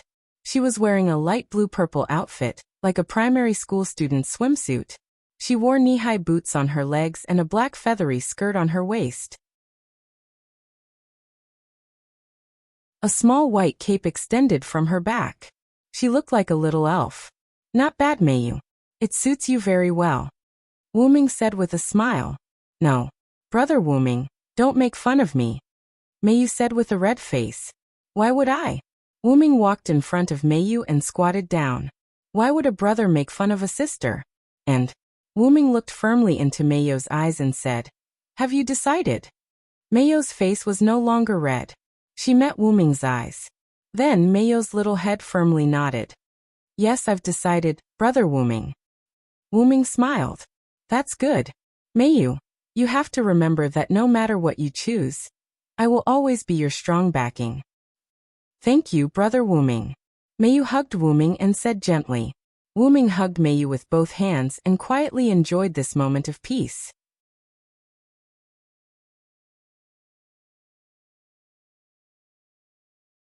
Chapter 138. The next day, Wu Ming suggested that they go to the place where the cards were stored to retrieve them, but Sapphire objected. "I think Lady Meiyu should look for Lady Livia. Lady Livia is the Great Master's personal staff to retrieve the cards, so she's very familiar with them." However, Wu Ming said, "I don't think that little girl can teach Meiyu anything." In the end, Meiyu decided to look for Livia, whom she had never met before. After all, according to Sapphire, Livia might still be looking for Sapphire at this moment. All right, then Meiyu should go." Wu Ming looked as though he wanted to come back early. Brother Wu Ming isn't coming with me?" Meiyu was puzzled. "Meiyu."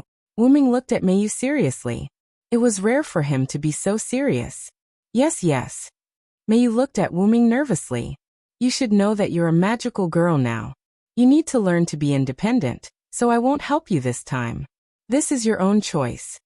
Wu Ming said seriously. "Yes. I understand, Brother Wu Ming."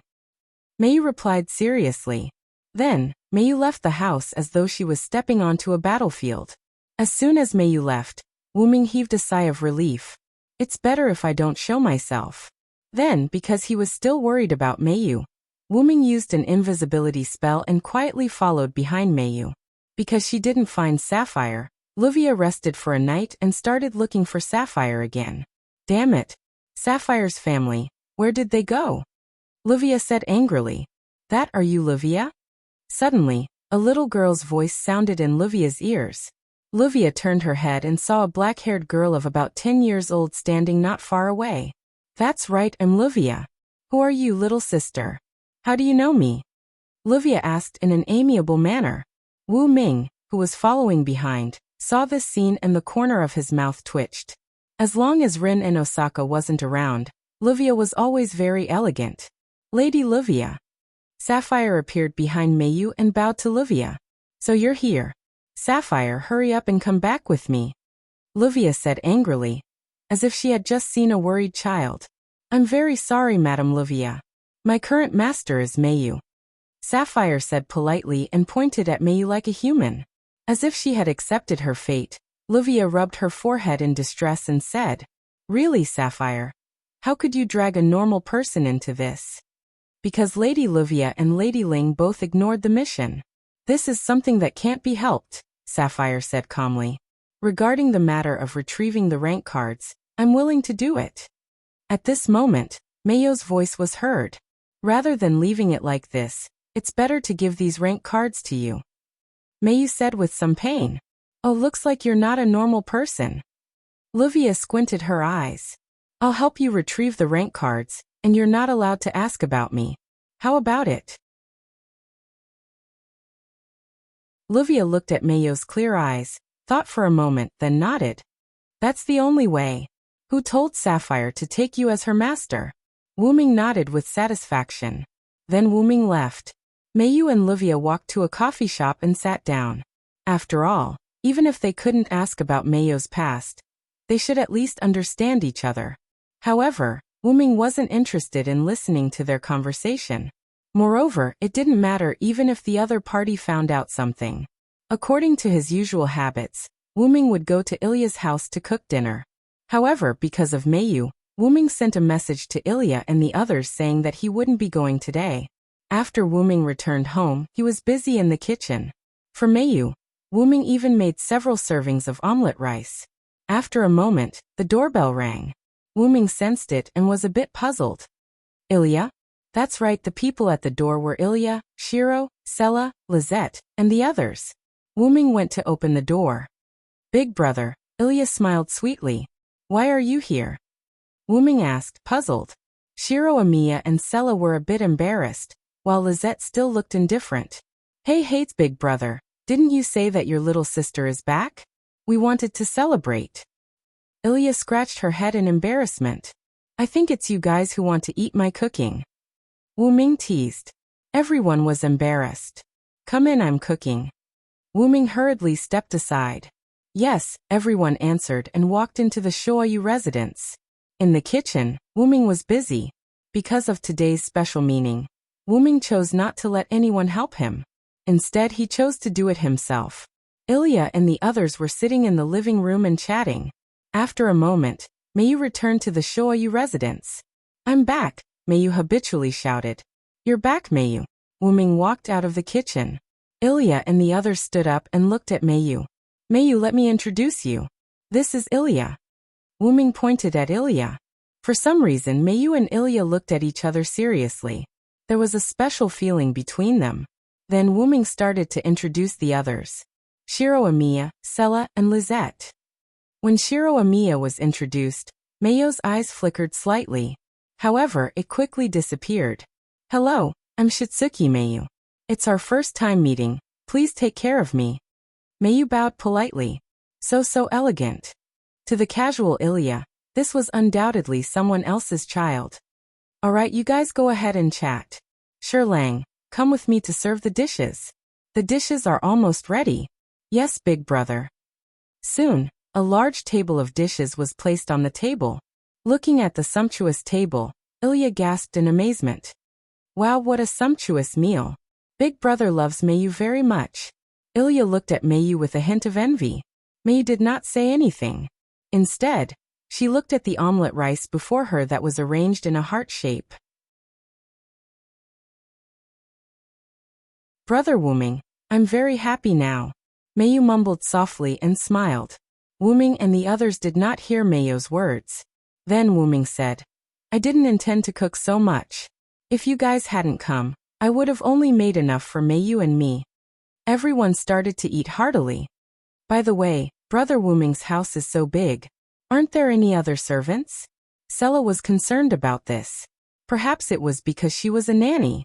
Wuming put down his chopsticks and said, "No. How should I put it? The Shoyu residence is built with special wood that can effectively reduce dust. Hence, there's no need to specially clean it." "Is there such wood?" Sela muttered to herself in confusion. Wuming hurriedly used suggestion magic to influence the others. However, after Ilya was affected, her body seemed to have a protective shield. Only a slight fluctuation appeared in her eyes. Soon they finished their dinner. After sending Ilya and the others away, Wuming taught Mayu some basic knowledge of magic. Well, most of it was taught by Kalas. After all, Wuming did not understand such basic things. When it was almost midnight, Mayu said goodbye to Wuming and left the Shoyu residence. "Be careful on the road." Wuming waved and watched Mayu leave. Wuming, who was still worried, used invisibility again and followed behind Mayu.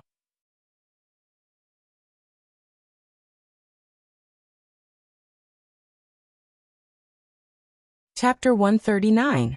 Mayu came to Swordsmanship Academy High School. After Mayu and Livia met up, there was also a pair on the field of the high school. Wuming stood on a building in the Swordsmanship Academy High School and looked at Ilya and Rin Enbin in the middle of the field. "I see. Ilya has also become the new owner of the Starry Magic Staff. It suits this girl quite well." Wuming smiled. Wuming watched with interest as Ilya received the order to go to the toilet. With a flash of light in the toilet, Ilya walked out wearing a pink magical girl outfit. She was wearing a pink blouse and a mini skirt, pink and white boots, and a small cloak on her back that looked like a pair of small wings. Her hair was tied up with 2 bunny ears, and she held a red wand in her hand. "Why did you go to the toilet to transform?" Rin Enbin, who was standing on the field, asked in confusion. "Because I'm very shy," Ilya said weakly. "How can that be? Ilya-chan, magical girls are for people to look at. Magical aunties like Miss Rin will be teased." The magic staff in Ilya's hand made a frivolous sound. Wuming heard it with his extraordinary hearing. As expected, only this shameless Ruby would say that. "What are you talking about? Ruby?" Rin Enbin was like an evil spirit. His eyes were red, and his back turned black as he looked at the ruby in Ilya's hand. Aya, let's get down to business." The ruby began to change the topic. "Humph. If it wasn't for business today, you'd be in trouble." Rin Enbin snorted coldly, then looked at Ilya. "Get ready, Ilya." What? Ilya was confused. Instantly, a large magic circle appeared under Ilya and Rin Enbin's feet. The magic circle kept spinning, complex and ever-changing, like a flower that kept blooming and withering. What is this?" Ilya asked in a somewhat panicked manner. "Don't worry, this is just a passage to the mirror world," Rin Enbin explained. "Passage?" Ilya hugged the ruby and asked in confusion. "Add imaginary number axis to the 5th variable. Prepare for the reversal. Multiple spaces confirmed. The central coordinate has been fixed. Form a reflection route with a radius of 2 meters. The realm corridor's partial reversal has begun. Next, we'll go to the world where the cards exist," Rin Enbin said in an experienced tone. "A world where cards exist?" Ilya was even more puzzled. "Yes, connected to an infinite number of mirrors. If this world is one of the mirror images, then this is the mirror world. That's the world where the rank cards are, the mirror world. To put it simply, it's the world inside the mirror," Rin Enosaka explained. In an instant, the scene before Ilya changed. The originally quiet and uninhabited campus became somewhat strange at this moment. There were still a lot of glass-like fragments floating in the sky. The coordinates are stable. The space movement is complete. Ruby, who was being hugged by Ilya, twisted her body rather humanly and said to Ilya, This is the mirror world?" Ilya looked around in a daze. "Ilya! They're coming!" Rin Enbin shouted. What? What's coming?" Ilya said in a panic. Then in the middle of the field, Ilya saw an extremely strange scene. In the middle of the field, a cluster of black mist condensed and formed a black sludge that resembled a black hole. An arm reached out from the black sludge, just like in a horror movie. What is this? Ilya was a bit scared. Don't be scared, Ilya. This is the heroic spirit of the rank card, Rin Enbin said. A heroic spirit? What's that? As an elementary school student, Ilya didn't know about heroic spirits. They are heroes in human history. After they died, they became legendary existences, Rin Enbin said. The power of the rank card is provided by heroic spirits. If you want to obtain the rank card, you must first defeat the heroic spirit's power within the rank card, which is the incarnation of the heroic spirit. Do we have to fight? Ilya was a bit confused. Of course. Didn't I tell you? Rin Enbin said awkwardly. Of course not. Ilya was a bit hysterical. Let's not talk about this for now. It's coming.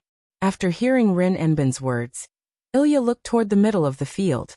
A woman with a good figure, wearing a black half-exposed leather jacket and a black eye mask, stood there. Ugh! A zombie-like sound came from the woman's body. She raised her head. The gem on the eye mask was like an eyeball, emitting a strange red light. So scary. Ilya was scared. After all, 2 days ago, Ilya was just an elementary school student. Even if it was a weakened version of a heroic spirit, it wasn't something an elementary school student could defeat. Do your best, Ilya. Ilya heard Rin Enbin's encouragement, but this voice seemed to be a bit far away. Ilya helplessly looked at Rin Enbin, who was hiding far away. Ilya, get out of the way, Ruby shouted. Ilya subconsciously dodged to the side, and a short sword connected to a chain stabbed into her original spot. Attack Ilya, Ruby said. What should I do? Ilya asked with a trembling voice. Imagine a powerful attack, Ruby said. Ilya was still a little scared. She closed her eyes and waved Ruby. A slash that tore through the atmosphere flew toward the dark servant. Boom! The sound of a hit was heard. Ilya opened her eyes and looked at it in disbelief. Oh, that's amazing, Ilya. You actually released a powerful slash. Is that so? Seems like it's effective. Ilya said weakly. Wuming stood on the roof of the mirror world. As soon as Ilya and Rin Enbin entered the mirror world, Wuming followed closely behind. With his powerful strength and the Hero King's rank card, no one discovered Wuming's trace. Looking at the immature Ilya, who could even be said to be a complete novice, Wuming couldn't help but shake his head. Really, Ilya is still too inexperienced. It's too dangerous to let Ilya, who has no combat experience, participate, Wuming said. But it's about time. Wuming smiled. Because the opponent dodged the attack, Ilya began to use a reduced power scatter shot. Then the opponent began to use a noble artifact. Ilya, leave quickly, the opponent is about to use a noble artifact, Rin Enbin shouted from behind. Just as Rin Enbin stood in front of Ilya and activated a defensive magic, a petite figure walked out of the shadows. Rank card Lancer, including Gaybalg Piercing Thorn Spear.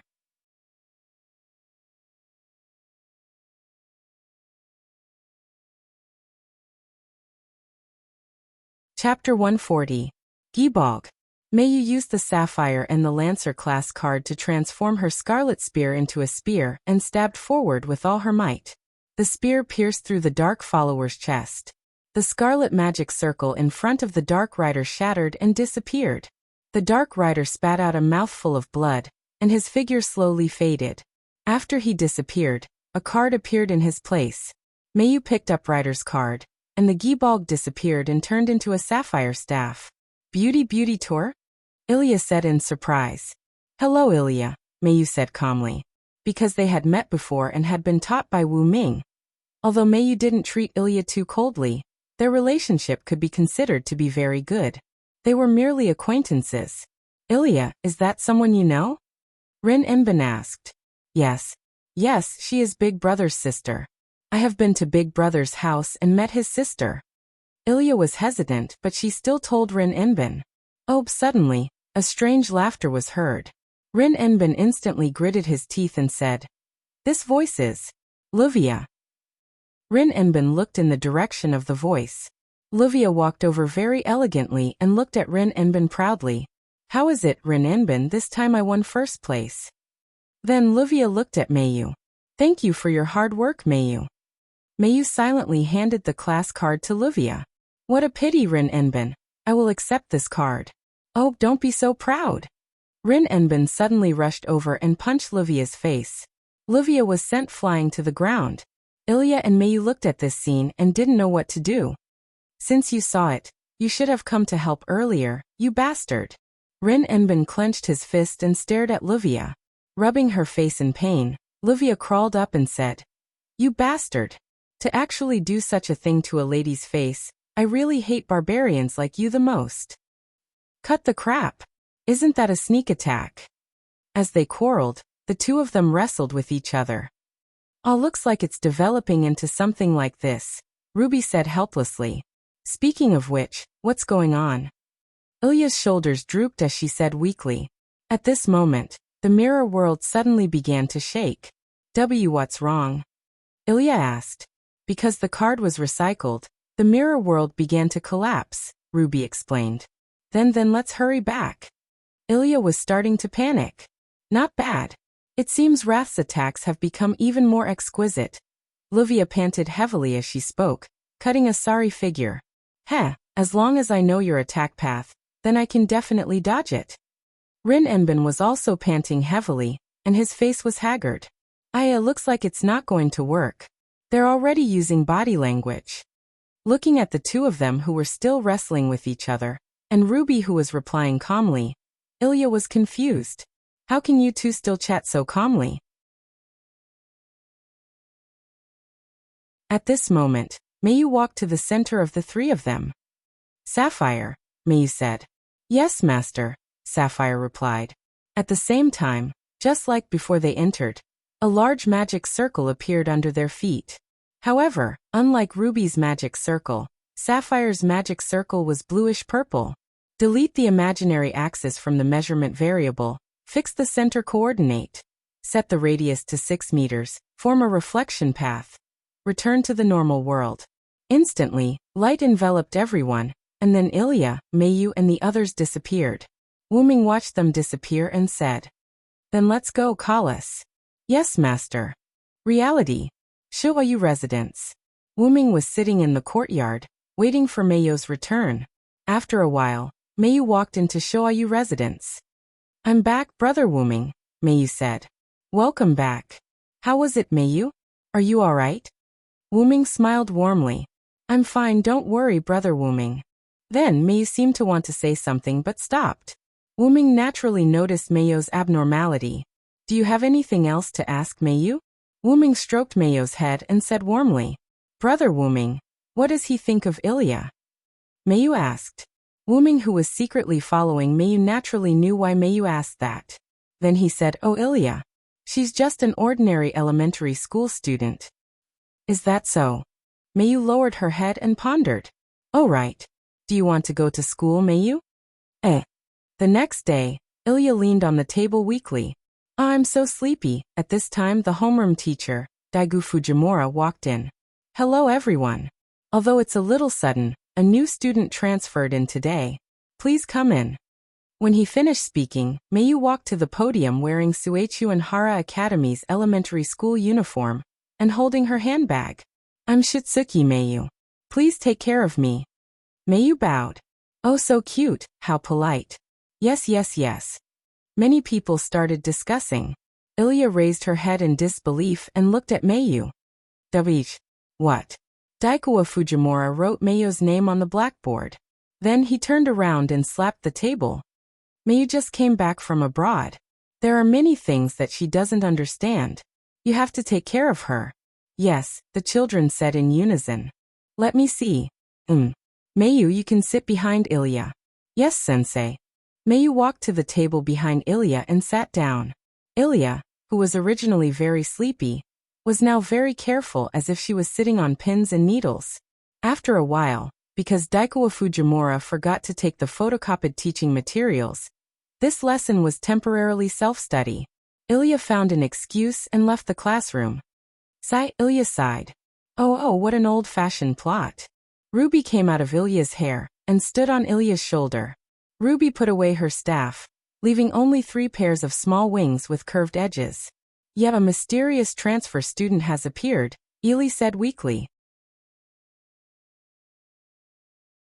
This is something that often appears in magical girl stories. A rather polite and clear voice sounded. Ilya turned around and saw that it was the magic staff that Mayu was holding last night. At this moment, just like Ruby, she put away the staff, leaving only the curved edges of the staff with a bow on it. "Ah, isn't this Xiaolan?" Ruby greeted her enthusiastically. "We haven't seen each other for an entire night, sister." "Sister?" Ilya exclaimed in surprise.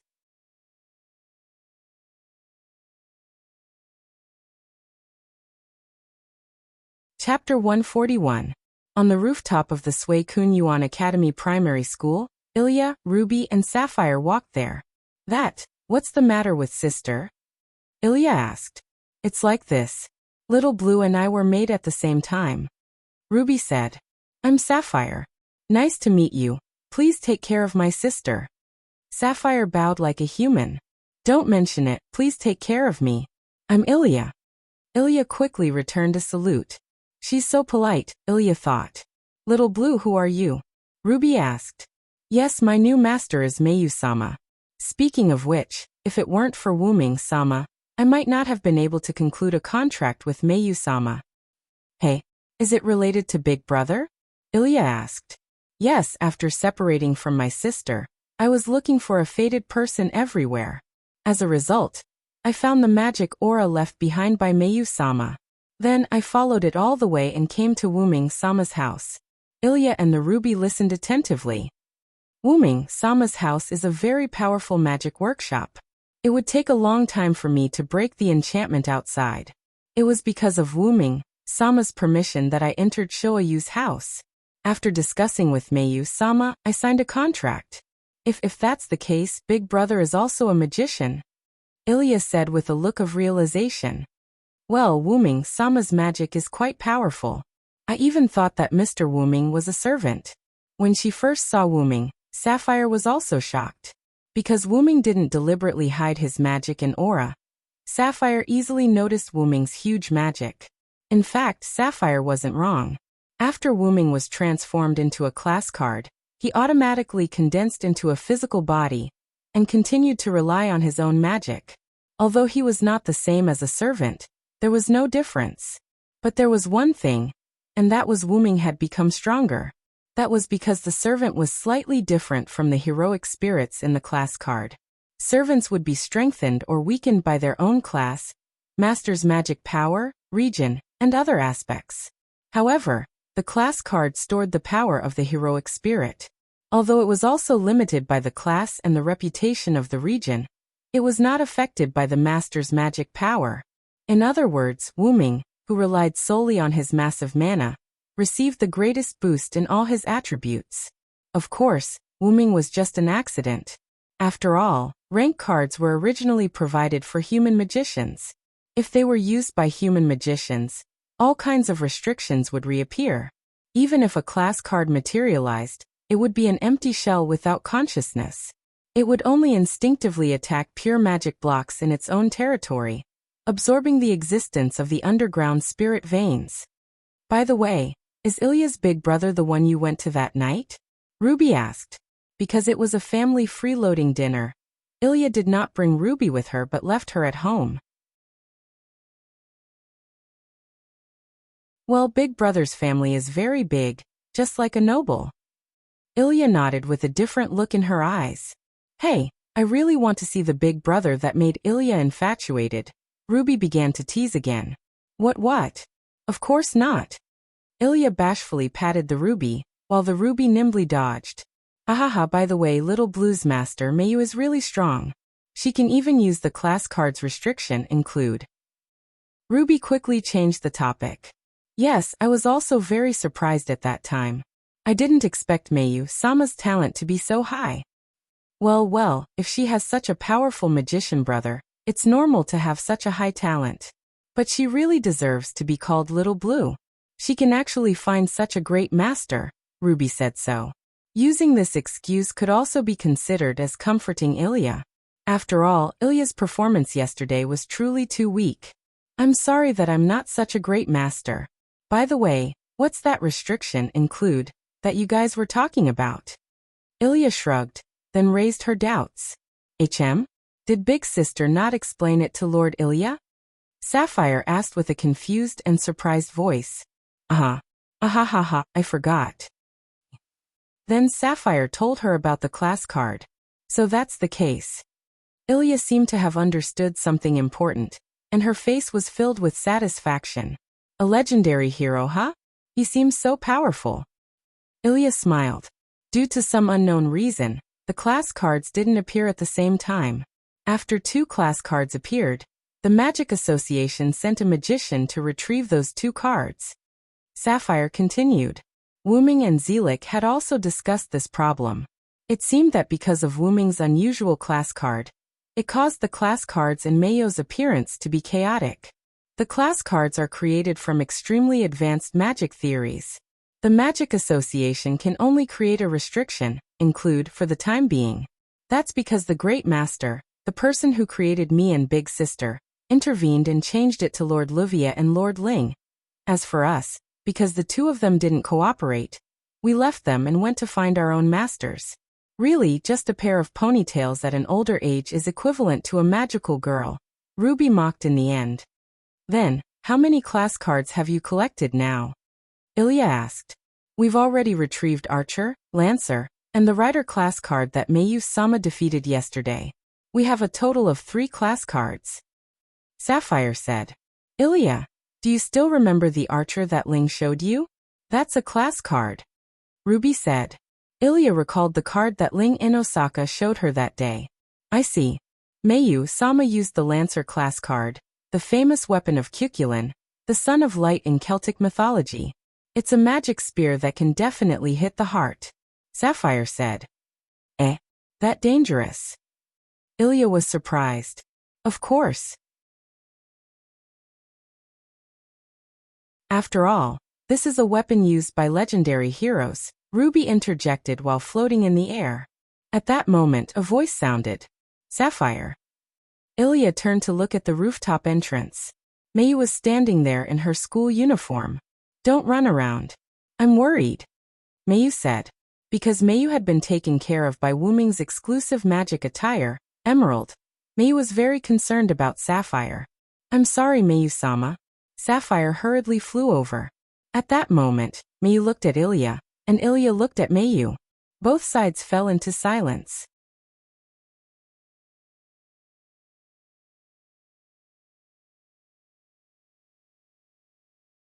Chapter 142.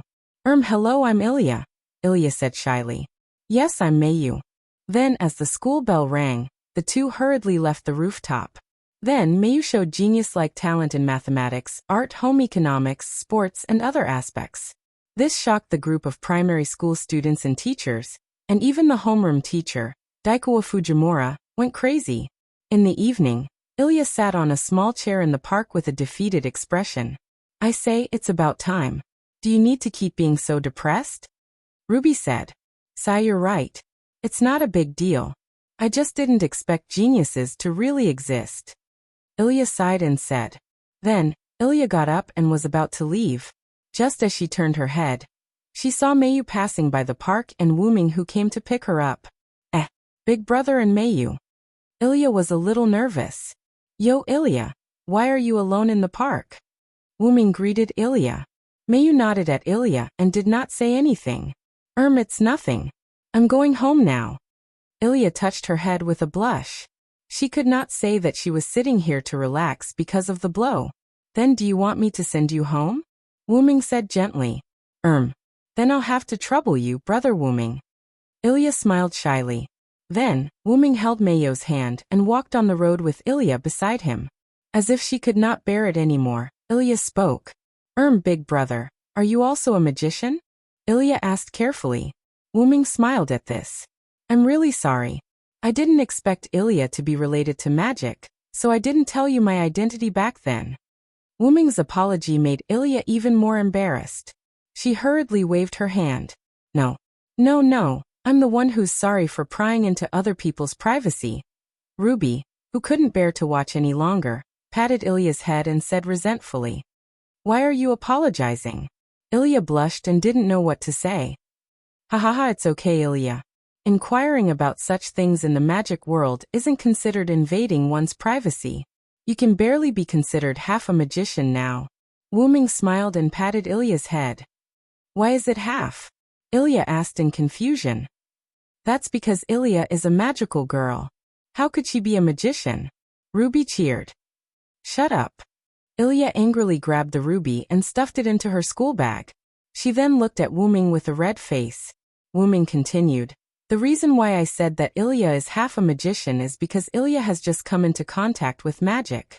There are many things that she doesn't understand." Ilya nodded her little head. She didn't even know about heroic spirits yesterday. If Sapphire didn't explain it to her today, Ilya might not even know about it now. To be honest, it's best for Ilya to be a magical girl. Wu Ming's tone began to change. How should she say it? In short, it gave Ilya a feeling of joy. "How should I say it, Ilya? It's best for you to leave the magic world after you finish reclaiming your rank cards. Then, you can peacefully be a primary school student. After all, the magic world has darkness that you can't imagine," Wu Ming said earnestly. Just as Ilya was stunned by Wu Ming's words, Wu Ming's tone changed. "Well, however, even if you continue to choose this path, I will still protect you." Wu Ming's tone was unusually gentle as he stroked Ilya's head. These gentle words and gentle strokes caused Ilya's face to turn red. She looked at Wu Ming foolishly as if she had fallen into some fantasy. "What's wrong, Ilya? Are you all right?" Wu Ming pinched Ilya's little face and asked worriedly. No, I'm fine." Ilya quickly reacted. Her face was red as she waved her hands frantically. We should hurry up and leave. Sarah will be worried," Ilya said. Then Ilya strode in front. After sending Ilya home, Wu Ming held Mayo's hand and walked on the road. "Does Brother Wu Ming like Ilya fair?" Mayu suddenly asked. Why do you ask?" Wu Ming looked at Mayu and asked in confusion. "Because Brother Wu Ming is very concerned about Ilya fair." Mayu was silent for a while before speaking. Wu Ming smiled and stroked Mayo's head. "Our Mayu can't be envious, right?" Mayo's face turned red. She shook her head and said, "I'm not." However, no matter how one looked at it, she seemed a little arrogant. "That's because Ilya gives me a feeling like Mayu," Wu Ming said seriously. This time Mayu was confused. "My feeling?"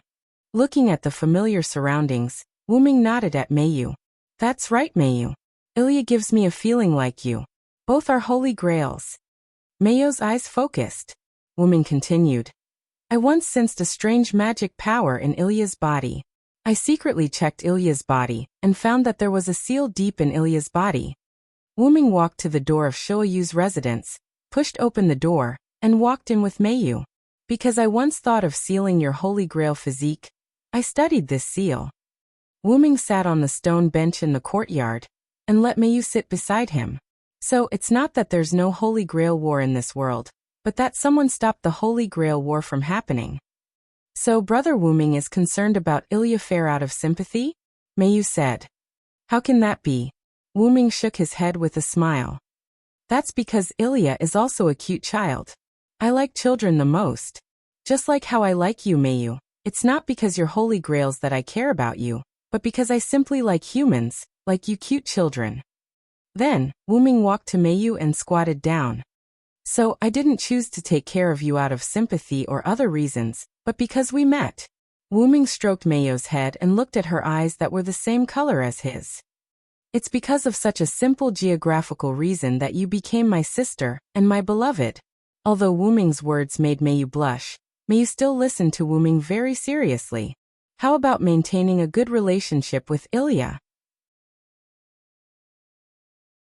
Looking at Wu Ming's smiling face, Mayu blushed and nodded. "Okay, I'm going to cook. What does Mayu want to eat?" Wu Ming stood up and said. "Omelette rice," Mayu said in a low voice. "Then make a deluxe special version." Mayu looked at Wu Ming's back and smiled in a daze. "Brother Wu Ming."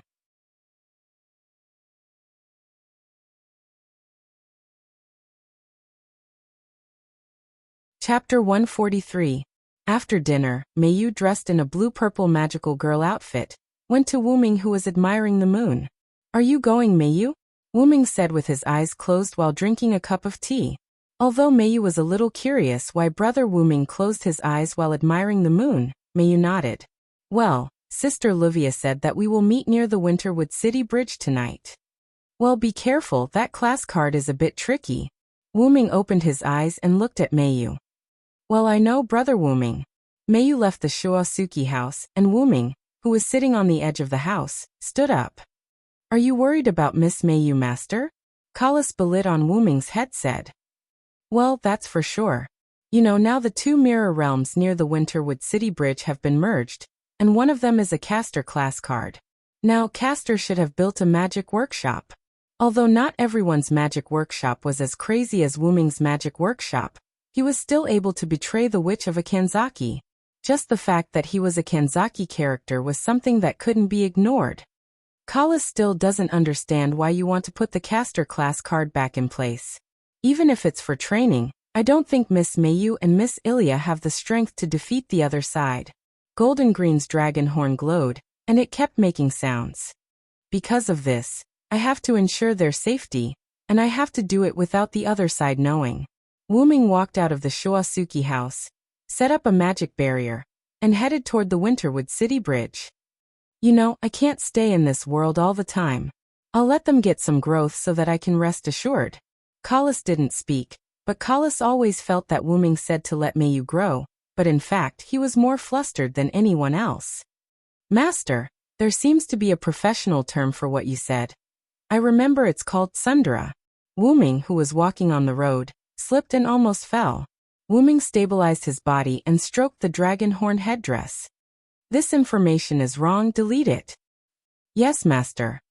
Winterwood City Bridge, Rin Enbin and Livia stood somewhere, waiting for the arrival of Ilya and Meiyu. A pink figure came over. "Big Sister Ling, Big Sister Livia." Ilya came over and greeted the two. "You're here, Ilya," Rin Enbin replied. "That's strange, why is Meiyu late? You should know that Meiyu is very punctual." Livia, who had more or less understood Meiyu after interacting with her, was a little worried. At this moment, a petite figure came over. "Sorry I'm late," Meiyu said while panting. Because she wanted to spend more time with her brother, Meiyu realized that there wasn't enough time, so she hurried over. "It's fine, it's not time yet." Livia looked at the time and said to Meiyu, "Don't be careless, Ilya, be on guard against both the enemy and Livia." Rin Enbin said to Livia. Ilya had a helpless expression. "I really hope that you won't provoke us when you quarrel," Ruby said. "Meiyu, hurry up and deal with it. Remember to involve Rin Enbin while dealing with the enemy," Livia said elegantly. "Apart from the latter half, I understand the rest," Meiyu said helplessly. "Then, I think we should hurry up and retrieve the fourth class card," Rin Enbin said as he looked at Ilya and Ruby. "Meiyu." Livia also looked at Meiyu and Sapphire. Yes, I understand." "Okay." As Ruby and Sapphire chanted an incantation, a magic circle appeared under their feet again. "Connect." Following Ilya and Mio's final words, they instantly disappeared from where they stood. Wuming came here and sensed the remnants of magic in the air. "You've already entered? Then let's go in, Kalis." "Yes, Master." "Remember to use the invisibility spell. Don't let them see me." "Yes, Master." With a flash of light, Wuming also disappeared from where he was. About a dozen seconds later, Ilya, Meiyu, and the others who had disappeared earlier reappeared on the spot. They all looked battered and exhausted. "It hurts, and it's so hot, what is that?" Ilya said in shock. "It's really bad. We seem to have encountered Caster, who has been prepared for a long time." Livia wiped her face with a handkerchief and said, "Caster? A magician?" Ilya sighed. "Yes, there is no doubt that the opponent is a powerful magician." Ruby also sighed. According to the magic circle and incantation used by the opponent, it can be determined that it is not any kind of magic that exists in modern times. It can be determined that the opponent is using the long-lost kamikaze magic. Sapphire analyzed. "That's not the worst. The main thing is that there is a large range of mana-pointing control platform around caster, so our attacks can't hit her. Rin Enbin pinched his chin and said in distress. I wanted to ask just now, what is that mana-pointing control platform? This kind of new term was somewhat unfamiliar to Ilya, who had just stepped into the world of magicians. That is a defensive platform that can direct the flow of magic. Generally speaking, this kind of control platform is placed in a special place. I didn't expect that the opponent can make such a large piece. Rin Enbin said. According to our judgment, the opponent's mana-pointing control platform can only defend downward, that is to say, as long as we fly into the air we can attack her. Sapphire said. But this made Rin Enbin and Livia somewhat distressed. But it is really difficult to let Ilya and Mayu suddenly learn flying magic that they have never learned before. Is that so? Ilya's voice came from behind the two. They saw Ilya floating in the air, looking at the two with some excitement. Well, what's going on? Ilya, how did you suddenly learn how to fly? Rin Enbin said. Amazing. Ilya, you actually learned a difficult flying magic in an instant. Ruby said happily. Hey. Don't magical girls know how to fly? Ilya tilted her head and said innocently. Rin Enosaka, on the other hand, was shocked by Ilya's words. Damn it, Mayu, you also fly immediately. Livia said, not to be outdone. After a moment of silence, Mayu said such a sentence. Humans can't fly. Just like Tu was shocked, Livia was also shocked. Wuming, who had quietly come out, hid behind a tree and looked helplessly at the calm Mayu. As expected of Mayu, you actually think the same as me. Wuming smiled awkwardly.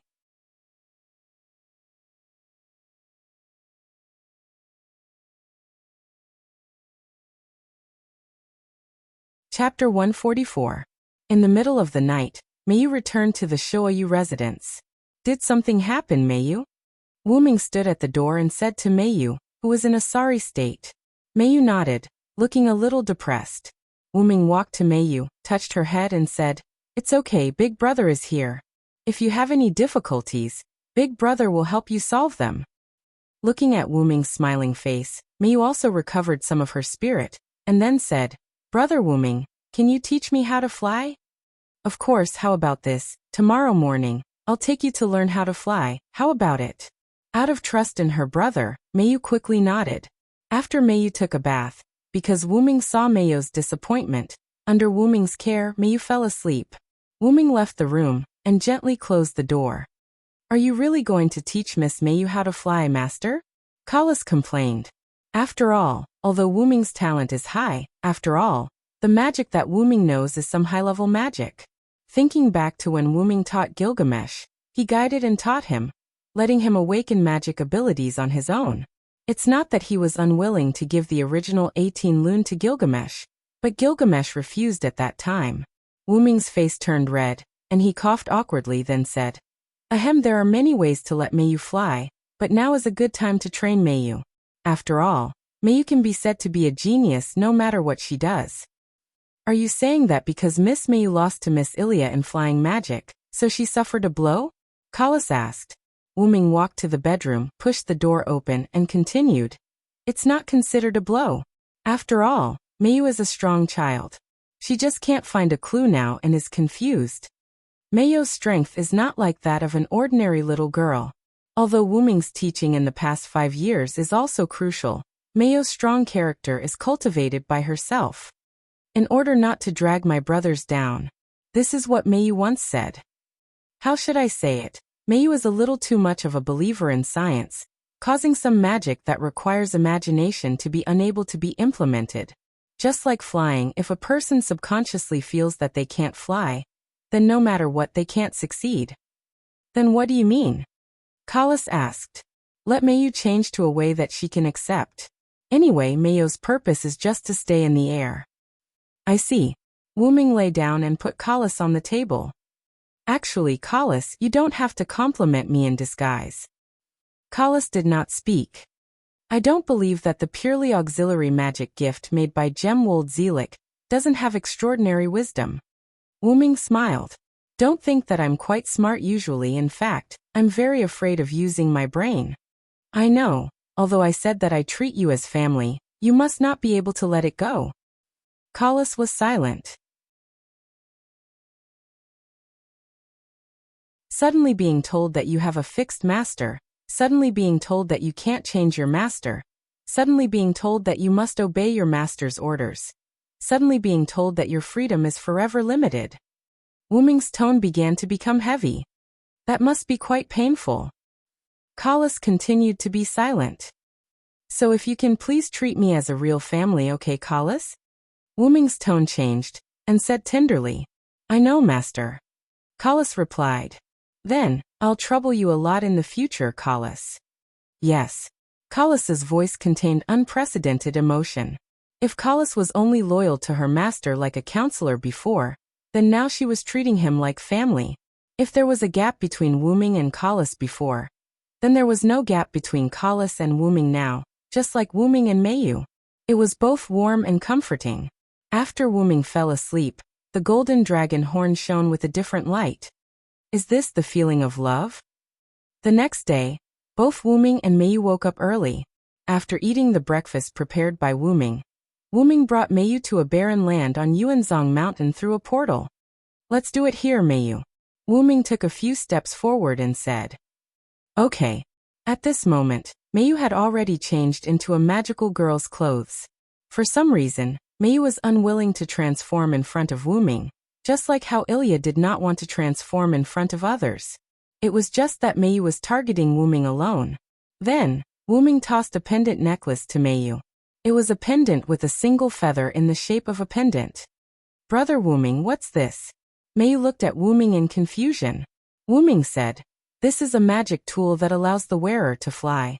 As long as the incantation is chanted, the necklace will allow the wearer to fly for an unlimited amount of time. Unlimited? Meiyu was shocked.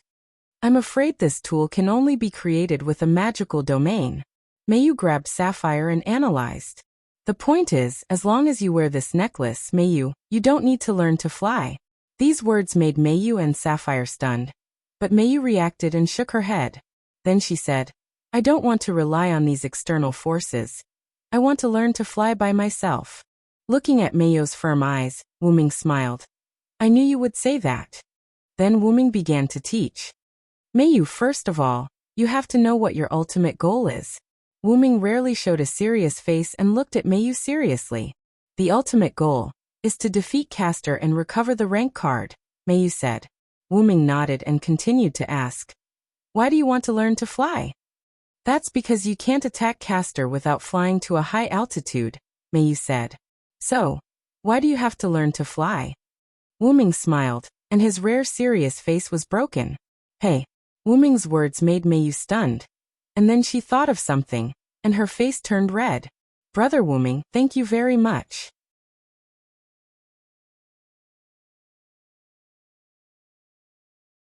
Meiyu bowed excitedly. Wu-Ming knocked Meiyu's little head and smiled. Little fool, we are a family, you don't need to thank me. Meiyu smiled shyly. Then Wu-Ming said, so you should know how to practice. Well, Brother Wu-Ming has helped me a lot. I already know how to achieve the goal of defeating Castor. Meiyu nodded. Then I'll go first, come on, Meiyu. Wu-Ming said and opened the portal. Well, Brother Wu-Ming, goodbye. Meiyu said goodbye to Wu-Ming with a rosy face. I'm really looking forward to it, Meiyu.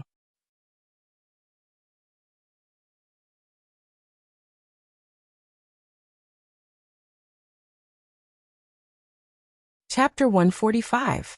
The next day at night, Ilya, Meiyu, Rinenbin, and Wuxia stood together near the Winterwood City Bridge. Then, only for today, let's temporarily join forces. Rinenbin said. Oh, although I don't want to admit it, you monkey can really help a little. Wuxia said. The two once again confronted each other. Regarding the argument between the two, Ilya and others expressed that they were not interested. Great, Meiyu, we can fight together. Ilya said to Meiyu. Yeah. Meiyu's face was red, and she was a little embarrassed. Yesterday, after Wu-Ming left, when Meiyu was practicing her method, Ilya appeared nearby. Wu-Ming didn't know what happened between the two, But Mayu was very happy when she came home yesterday. Let's start. With Rin Enbin and Luvia's orders, Ruby and Sapphire jointly launched the magic circle. The red and blue magic circle reflected each other, and the speed was much faster than before.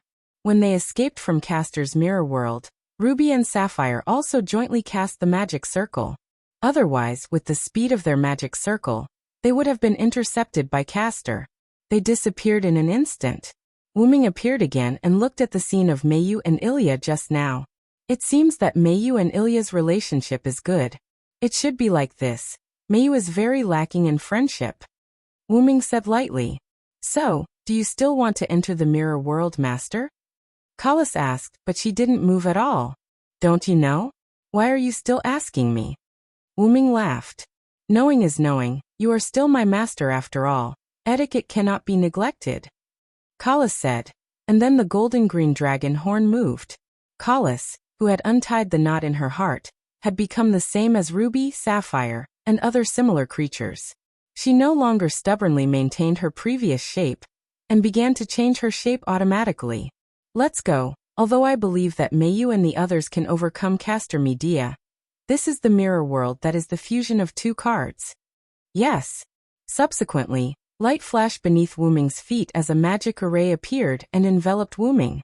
Inside Castor's mirror world, Mayu and Ilya flew into the air, and kept rushing toward Castor's position in the air. Rin and Osaka and Luvia, who stayed on the ground, could only watch helplessly. After all, not to mention whether their attacks could reach Castor's position or not, their magic might not work on Castor. In the air, Ilya looked at Mayu curiously. After all, Mayu was still unable to fly yesterday. She could only rely on magic to compress the pressure in the air, to form a temporary stable platform for her to jump, move and so on. But in Ilya's eyes, Mayu didn't rely on these methods at the moment, but she was really flying. After dodging a magic cannon, Ilya, who was still in a daze, quickly cleared her mind and began to focus on the situation in front of her. Mayu constantly dodged the magic cannons made by Castor, and rushed toward Castor's position. Mayu looked at the necklace hanging on her neck, and remembered what Wuming said to Mayu last night when he entrusted the necklace to her.